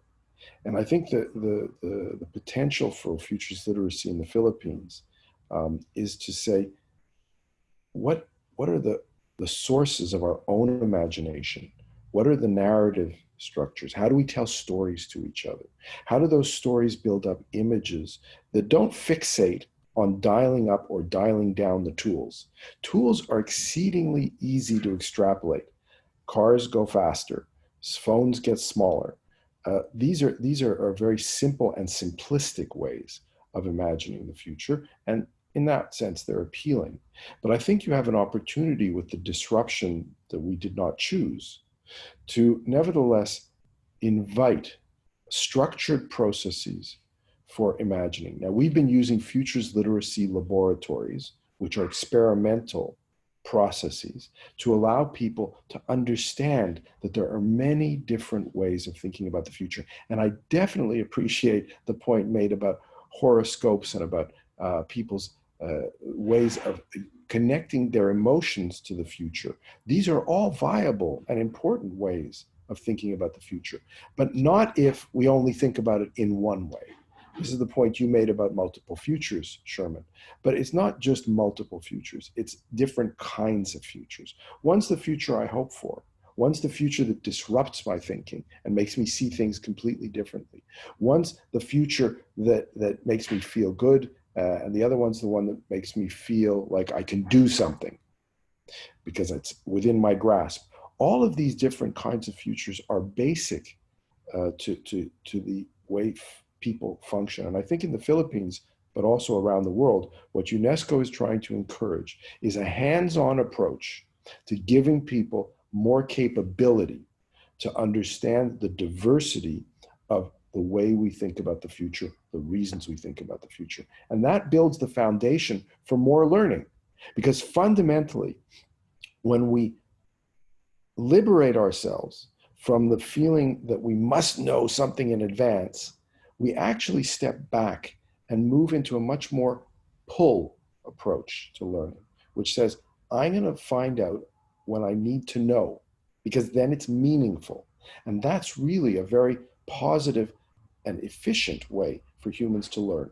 So I think that this is really a fantastic session, and I think it's full of hope and potential, precisely because it calls into question continuity and gives us an opportunity to explore the relationship from the point of view of transition, not some sort of wave the magic wand break, a transition between a world where we were very focused on continuity and extrapolation and improving existing systems to a world where we walk on two legs, which is opening ourselves up to complexity, emergence, novelty, and humility and wisdom at the same time as we continue to do our engineering and improvement work.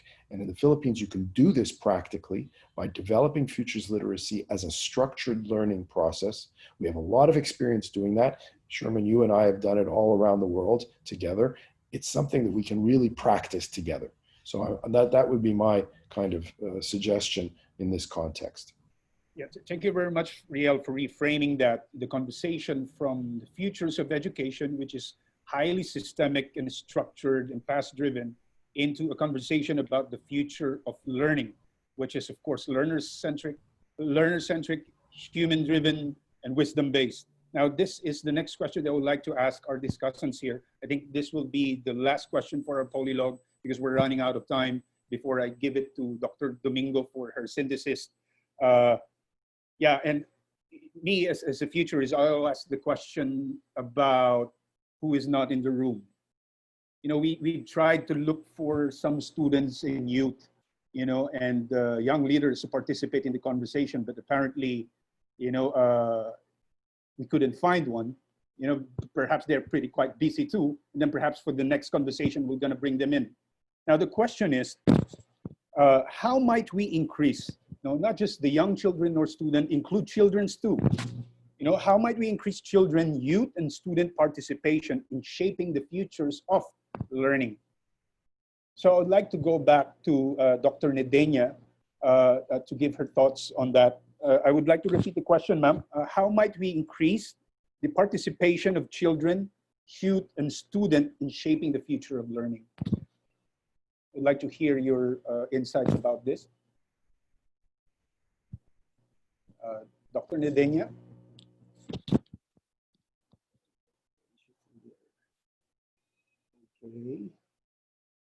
Okay, we'll get back to her later on. Yep. Attorney Ferdinand Nicolas, please. Hi, your Sherman. thoughts on that? Yep. Yeah, hi. Okay, it's a little challenging, I guess, even in inviting a student representative even for the event. It's just that education itself, especially here in the Philippines, there is a very, it's highly regulated as compared to in Western countries, which means that there's so many requirements that schools need to abide by. How do we include the youth into the conversation of futures? Well, definitely one of the ways that has been pushed to schools already is to include student representatives as student regents in governance in the governing bodies, but to have a continuing conversation with them, and not necessarily on just policy on what decisions to make in the current role, in the current way that we are doing things. We need to go outside of what we think learning is. When I listen to Dr. Miller, I hear some ideas from one of my, I'm a fan of Sir Ken Robinson, who passed away just recently. And we are somewhat trapped in this, in the classroom setting where everything is from the top down, and these are the learning objectives. These are all the things that you must learn, and you must learn them. And we are on to standardize the products of education who are our graduates, taking out the human side of it, that they are individuals. That of course we try to do it, but it's hard because it's a factory setting. We try to standardize individuals, and so to bring them in, uh, it's challenging for a developing country, I would think, also because of the limitations on our resources. However, I think that one of the ways to really to bring them into the picture and how they learn, what they would like to be, how they would like to live, is to push for diversity in learning. One of the growing movements, even in the Philippines, is homeschool and interest-driven learning, play school. Because again, Dr. Miller mentioned it earlier, we force students to come into the classroom, sit on their desks, download all this information for half a day, for 8 hours in a day. And even now, I'm still trying to figure out why I learned trigonometry. so, it need to be transformative. We need to listen to them, guided by our wisdom, guided by securing also their future, because it's a risk. It's a risk changing something that has been with us for centuries. But I think to push on to the future, it's a risk that we must take and experiment on and see what works. Thank you very much, President Ferdinand Nicolas. Yeah, I would like to ask this question also. Same question to Dr. Gary Junicio, but there's a good comment in here. There's a good comment here because I failed to mention it's good for Lenovo to bring this out. Special children. How can and how might special children come into play in shaping the future of education? I would love to hear your ideas on this, sir. Well, in De La Salle College of St. Benil, our vision is to promote and build a just and humane society through innovative and inclusive education. In fact, we're one of the few schools right now who are really, number one, recognizing that they are diverse learners, as mentioned by Attorney Nicolas. And of course, we also opting other non-traditional education methods. So promoting inclusion and innovations are at the forefront of our big, hairy, and audacious goals. At the same time, we are very into consultative process. We really encourage the engagement of our students through multi-sectoral meetings and consultations where we get all their inputs. But that's basically embedded in the Benil DNA, being an innovative and an inclusive educational institutions. And through that DNA, I believe we are promoting our mission to become more diversified and inclusive educational institutions, regardless of race, regardless of religion, regardless of gender preference, and regardless of economic status. In fact, 25% of our students are mostly scholars. These are academically challenged students. Despite the fact that we are a so-called one of the elite institutions in the country, we recognize the fact that providing scholarship and providing opportunity of learning will help to unburden all the economic problems with our society. So this is something like what we wish to envision, similar to what Dr. Miller mentioned earlier, also like a kibbutz learning system, which we are collaborative learning capsules where students and faculty members engage on different types of learning activities. Thank you. Thank you, sir. Yeah, I would like, before I go to Secretary Briones, I would like to go back to Dr. Ledenia, ma'am. Are you there? Like, there's a good comment here, wherein, these are good insights from those people who are joining us via Zoom, because one suggested about special children into the process, and what about parent engagement? So any thoughts on that, ma'am, about, how might we increase parent engagement into the learning process? Yes, how we will increase the participation of students. We are, as a local university, we are very lucky.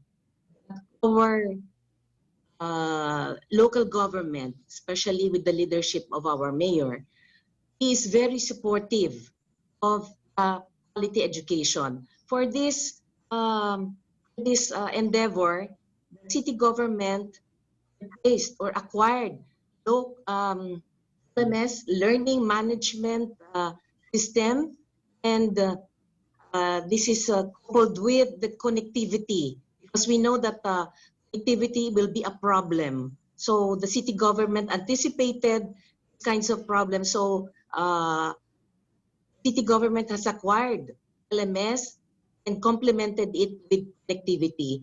We have to be creative and innovative with our learning management system, which includes instructions, the instructional materials, the modules. We have to encourage interaction of our students. We have to base it on the performance. Yeah, thank you, Dr. Medenya. Yes, let me go now to Secretary Briones. Yes, ma'am. There are two things. Yeah, of course, the major question is about how might we increase the participation of students, Yes. young learners, and then you also have, that was suggested, special children and parent in shaping the future of learning. I would like to hear your thoughts on this, ma'am. Yes, yes. Thank you. Thank you very much for this opportunity to rejoin the conversation. Now, as to getting the young people you're asked, you're thinking, nakikita ko, we're thinking of university level students. We should go down lower even to, because I get letters from 8-year-olds and 9-year-olds. I get letters from 12-year-olds. And saying what they want, what they expect. For example, one child said, "I don't want to be taught by my mother." He wants a teacher to teach him. Or like a teenager writing me and saying that homeschooling is more beneficial and this is what is happening, etc., etc.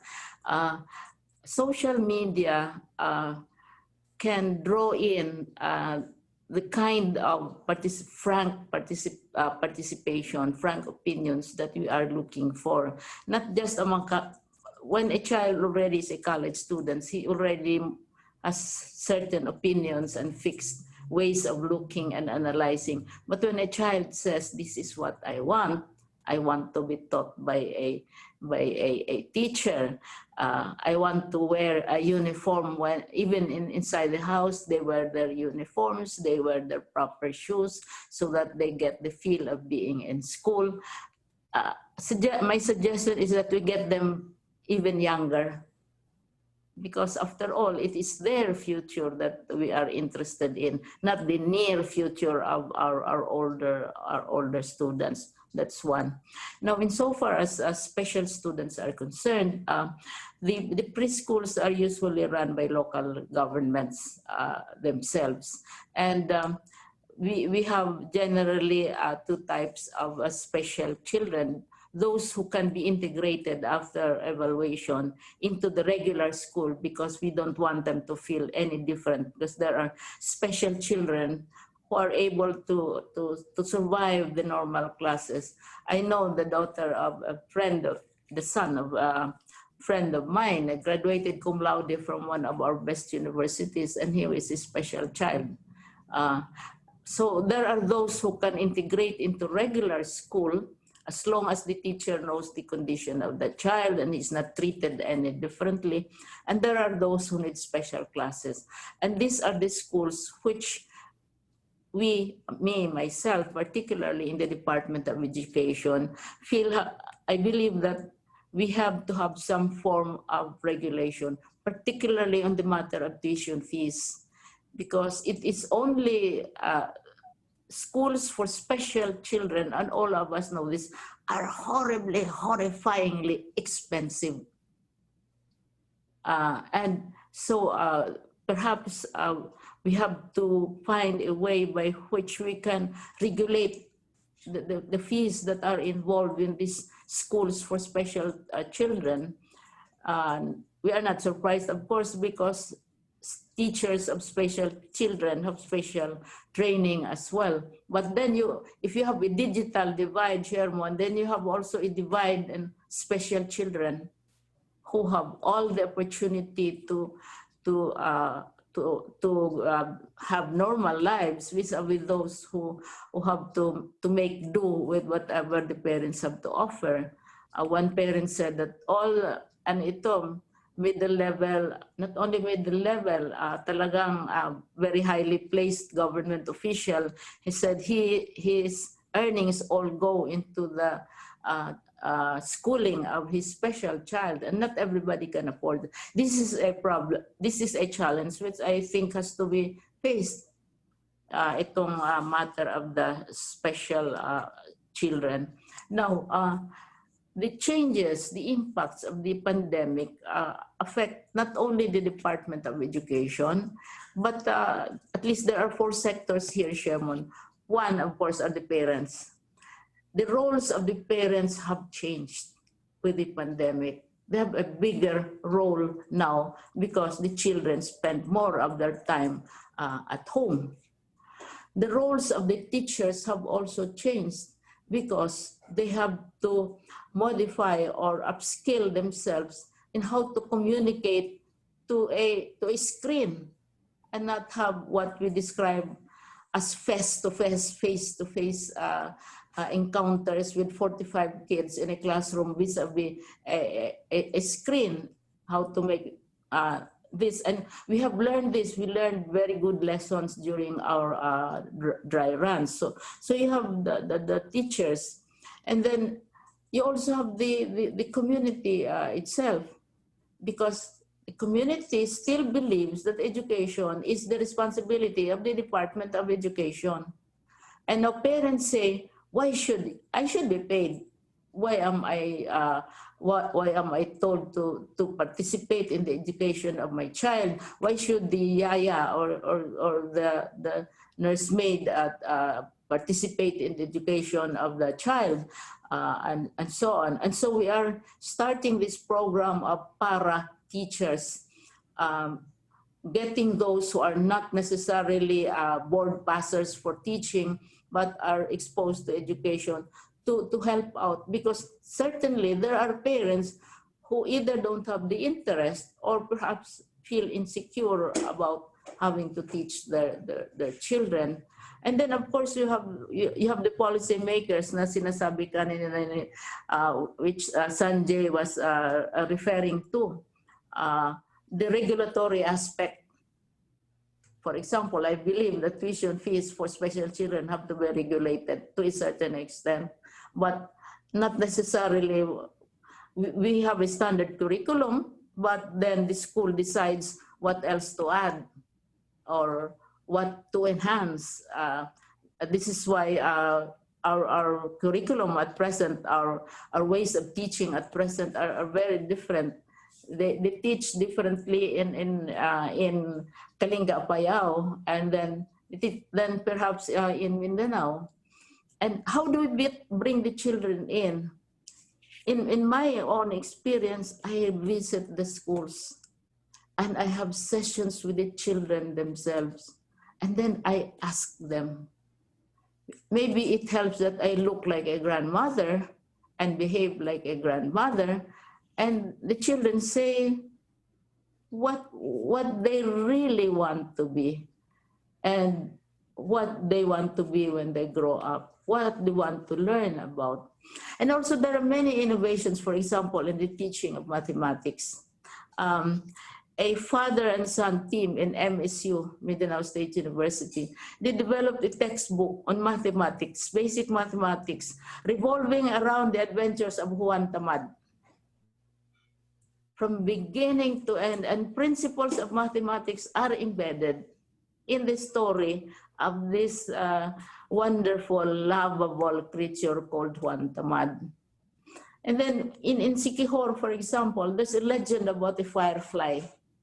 You know, I mean, not a firefly, but a ladybug. How did the ladybug come about? And also there are lessons embedded. Many innovative ways of teaching and communicating are being developed, but they are not noticed in the welter of criticisms and complaints, which are 20, 30, 40 years old. And it is now, we are now in pandemic.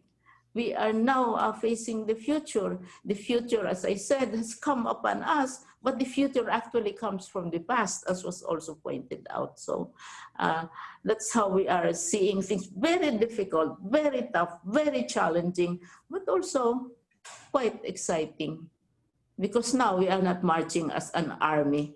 We are marching to our own rhythm, our own drums, our own culture.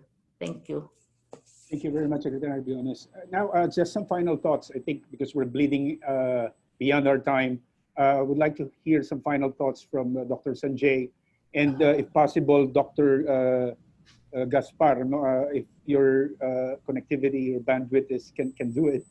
Dr. Sanjay, please, some final thoughts. Before I proceed with the final thoughts or ideas, is that I'd like to comment on how are we going to bring our students or learners in the table. I think the solution is to remove the table. There are too many formalities, no, in consultations. There are too many formalities in meetings, and that I think it is right that we use social media, we use Twitter, Facebook, and other technologies to reach to our learners, so that they'll be able to give their perspectives on the future that they want for education. Because at the end of the day, I think there will come a time that the students or the learners will assert more the curriculum that they need. I think that the future will be a self-paced, more of a self-paced, individualized type of learning. And second, I think that we have to really explore the concept of the so-called influencer culture.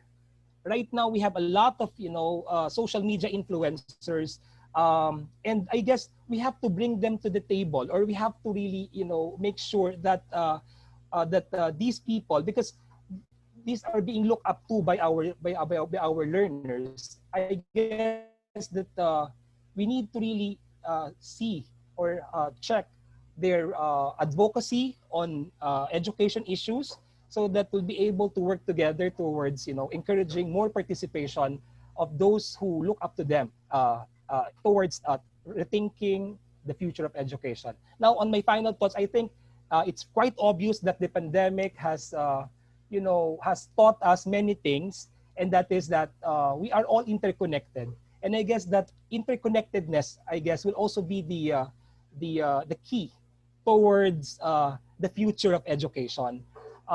When I am browsing at the program, when I was invited, I was thinking, if this is a discussion on the futures of education, why is it that aside from the students, why is it that the local government is not here?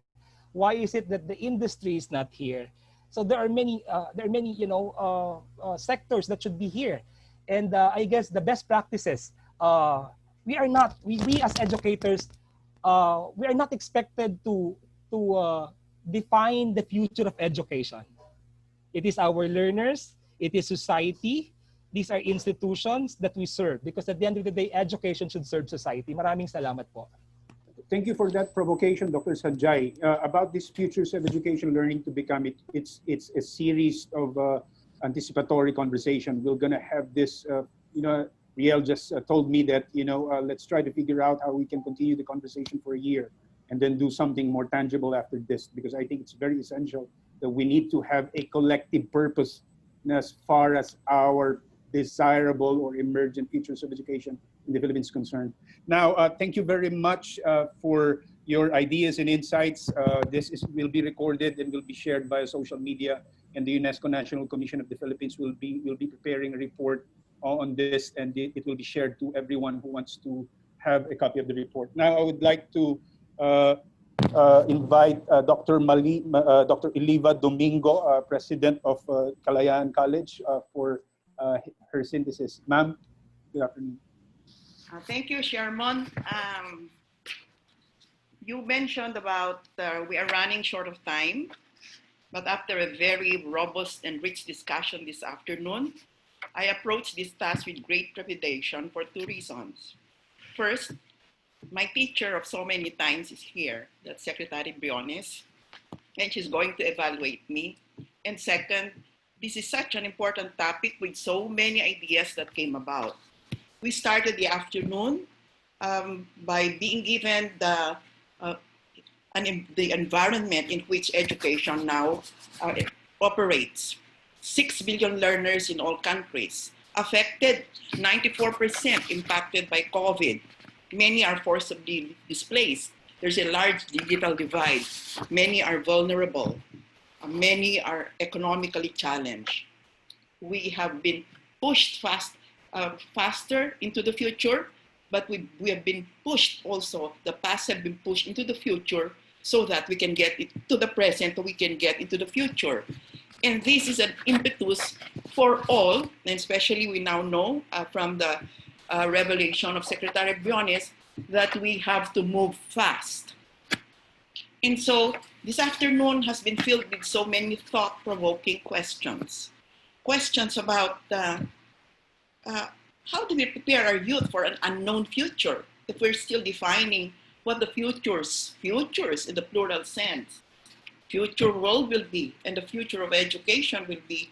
How do we prepare the youth of the present for such an unknown future? And the question of what kind of future do we want for our nation, so that the students we prepare today will be right for the kind of nation that we dream about. And a thought-provoking question I raised earlier was, are we doing education in the way that's so convenient for us? And are we simply substituting new methods, innovations, new ways of doing things to take the place of old things? While the important thing for today is really about transforming and teaching the mind, this futures literacy. How do we teach the new generation, to think about their future in different ways, these futures? Okay. We identified so many of the critical competencies that we need to infuse into our youth so that they will be able to cope with the demands of the future.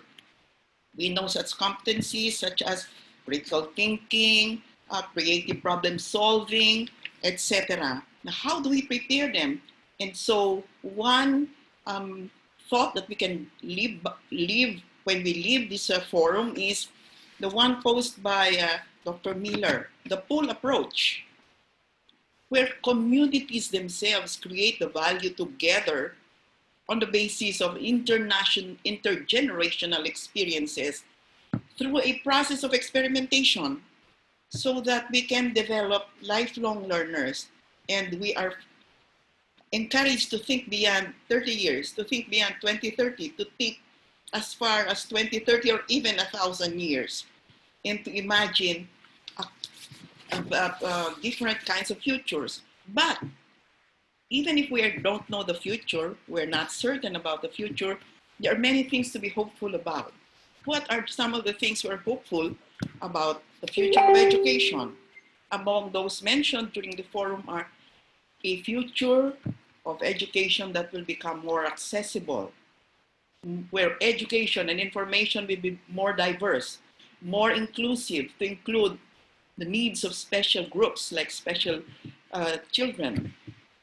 It will be an education that will be focused more on competencies rather than on a diploma, rather than on degrees. It will be a future that will ensure that our students become more innovative. But while we journey towards that future, we have to face the challenges of the present as we journey.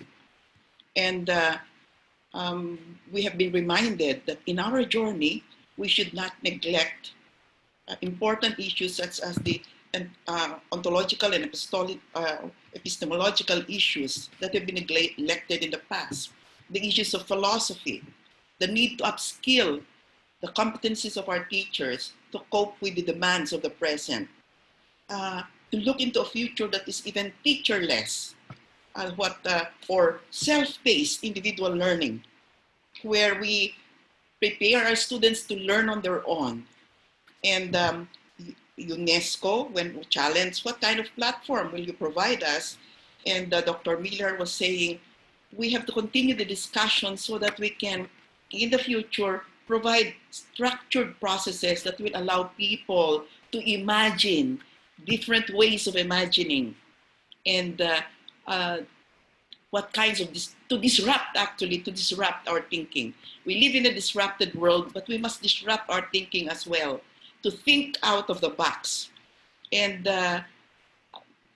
so that we can develop among our learners of today the capacity to think in the diverse ways of thinking about the future. And how do we bring the learners, or how do we call the elephant who is not in the room to be part of defining, describing, imagining that future? And there have been many recommendations, from the most common: representation, dialogues, discussions, to opening platforms, removing regulation, breaking down the barriers, allowing social media to become a medium for the young learners to tell them how they want to learn, and getting to the ground, as Secretary Biones has described, stories, learning from the learners themselves, knowing from reading their letters, knowing what they need and what they prefer. And I'm sure there are so many things that would have slipped in this synthesis. It is so difficult, and therefore the challenge will be to all of us to be part of the continuing series that will dissect the subject matter more, so that we can help shape the future of education. Maraming salamat po sa inyong lahat. Oh, thank you, Ma'am. Really, that was superb, brilliant, really insightful. I felt it emotionally. I think it impacts me spiritually too. So yeah, I would like to call Ma'am Lizanne for her short, for her ideas and thoughts about what's transpired here before we turn it over to Dr. Reginald Ugadan for his closing remarks. Lizanne, please. Yeah, thank you, Sharmon. Actually, I just want to share this. There are these features of education initiative from UNESCO that really caught my attention when I gave a lecture to the faculty members of DepEd Tarlac, and I would like to share screen. This is there are two slides. No? So first is on leadership, no? learning leadership in schools rather than school management. So it's really about the rethinking and revisiting the features of education. Another is learning resources and learning environments rather than educational finance and or school equipment, which was also articulated by Dr. Miller earlier. And then teachers as professionals of learning rather than as a teaching force. Last two points are tests and examinations as assessments for learning rather than assessment of learning. And the last one is very timely. No? This is about technology. Technology as a means of liberating learners rather than as a way of replacing teachers. So today's discussion is very informative, very inspirational, and a lot of things to do, no? To really embrace the future of education. So that's it, Sherman. Thank you. Thank you very much, Dilisan. And now I would like to call Dr. Reginald Ugadan for his closing remarks. Sir? Reggie, is Reggie Okay, there? thank you very much. Okay. Yes. Sherman, thank you very much. Dinisan, thank you very much. Before the closing message, I would like to thank our visitors, most especially to our very active and very dynamic Secretary Biones. And I'm truly inspired. I was listening to the discussions a while ago, even on the reports made by the DepEd through Secretary Briones on what they're doing on the education sector. Um, I think the discussion today was really, really informative. I think for me personally, I gained a lot, or I learned a lot.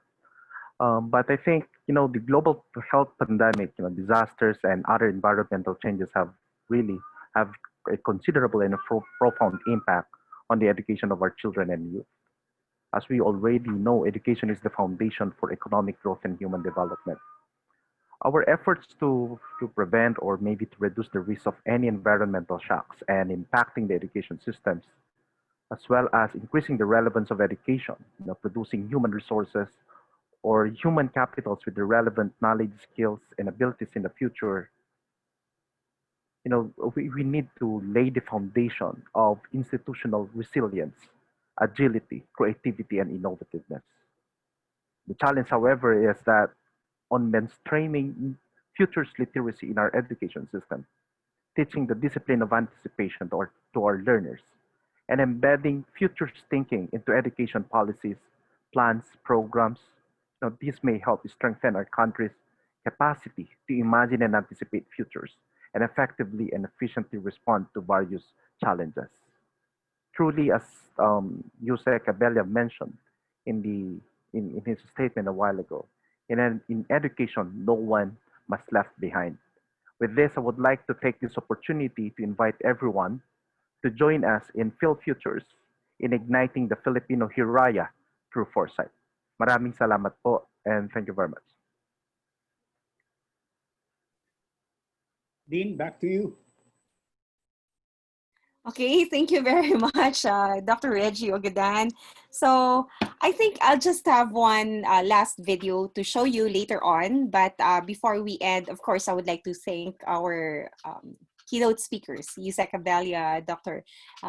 Real Miller, Secretary Briones, and to our speakers during the discussion, Dr. Nidenia Toralba, Dr. Gary Adorjanicio, Dr. Sanjay Claudio, Regional Director Gascon, and then Attorney Nicolas. No? So maraming salamat, and of course to our si Ma'am Lily, our GAB, no, our advisor, no, global board advisor, Dr. Lily Domingo, and we would like to thank UNACOM, PSPA, Center for Engaged Foresight, DAP, Public School of Management, and who else?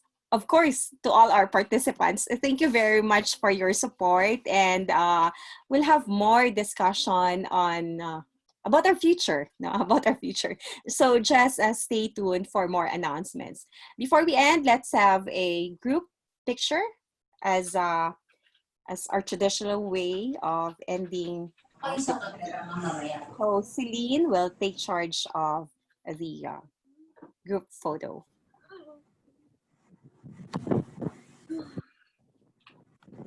Okay, on my count, everyone. 1, 2, 3, smile.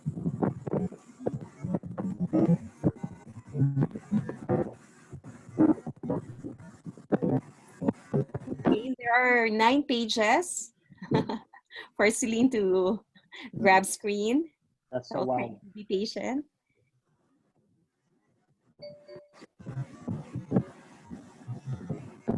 Okay. All right.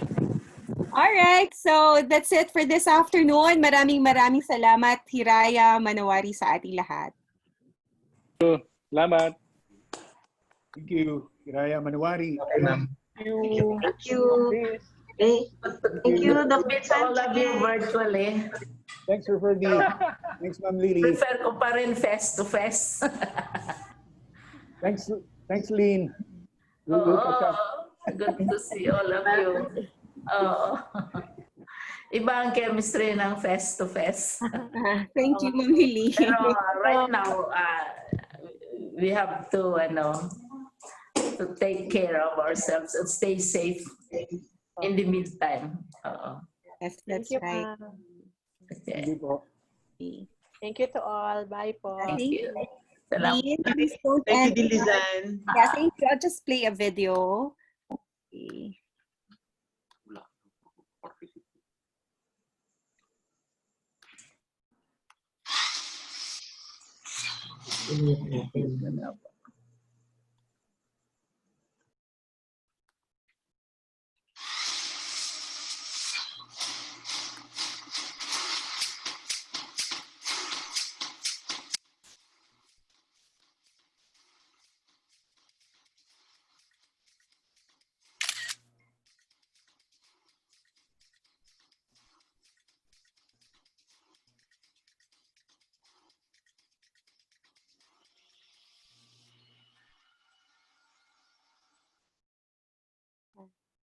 Thank you, everyone. Bye. Have a great day.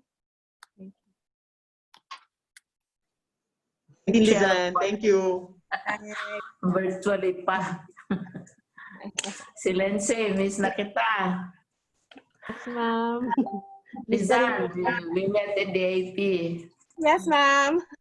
Last time, ma'am, face-to-face po tayo, diba? Doon sa education din with Sen Gatchalian. Si Lily, since undergrad pa yun, tapos may MPA pa siyang subject, tapos may doctoral pa, di ba, Lily? Ano ba yan? Para ka ng apo ko. Okay. Yan. Galing. Intergenerational nga itong group. Oo. Dapat naman. Mabuti nga, naka-take time out tayo to think about the future because the present is so consuming. Yeah. It consumes all of us. Parang wala nang future dahil the present it's us up. Pero you have to take time and you should not forget. Lalo na yung mga bata because it is for them. Kaya I take their letters very seriously. When I talk to them, I really listen carefully. Dahil nga, debate tayo ng debate, away tayo ng away, murahan tayo ng murahan. Hindi naman natin tinatanong yung mga bata. Mas interesado ako sa K-12 levels, kung what they want. Sabi nga ng anak ko, ma'am, susulit daw siya ng letter. Sa Miriam naman siya. She's on her grade 11. Sige, pasulatin mo. Oo. Pero wag mong i-coach. Yes, ma'am, sabi, independent. Let her write what she wants. Oo. Iba na rin yung kanilang pag-iisip ngayon eh. Oo. Totoo yan. Iba yung expectations nila. Pero iba din yung mga urban-based vis-a-vis yung sa far off places, far off islands. Yung hinahanap nila basic pa rin. Yeah. Makapag-aral, makapagtapos. Oo. At saka marami pa mga pa-cry-cry. Sana more of this, with you next time. We'll just keep in touch with you, ma'am. Yeah, sure. Oo. Maraming salamat. Oo. Bye, ma'am. We owe it to them. Yes, ma'am. That's right. We owe it to the children. We adults like to decide for them and pretend that we know what's going on in their minds, but we have to ask them. Kami kasama sa service namin yan eh. Kung ano ba talagang gusto nila. Sige. All right, Ma'am Lily. Till the next, Bye-bye, Sherman. Bye. Bye, Ma'am Lily. Ingat. Bye, Don't worry, hindi ko babawin mga grado mo. Alright. Yung mga flat one mo dyan, hindi ko babawin. Okay. Bye, ma'am. Bye-bye. Bye po, bye.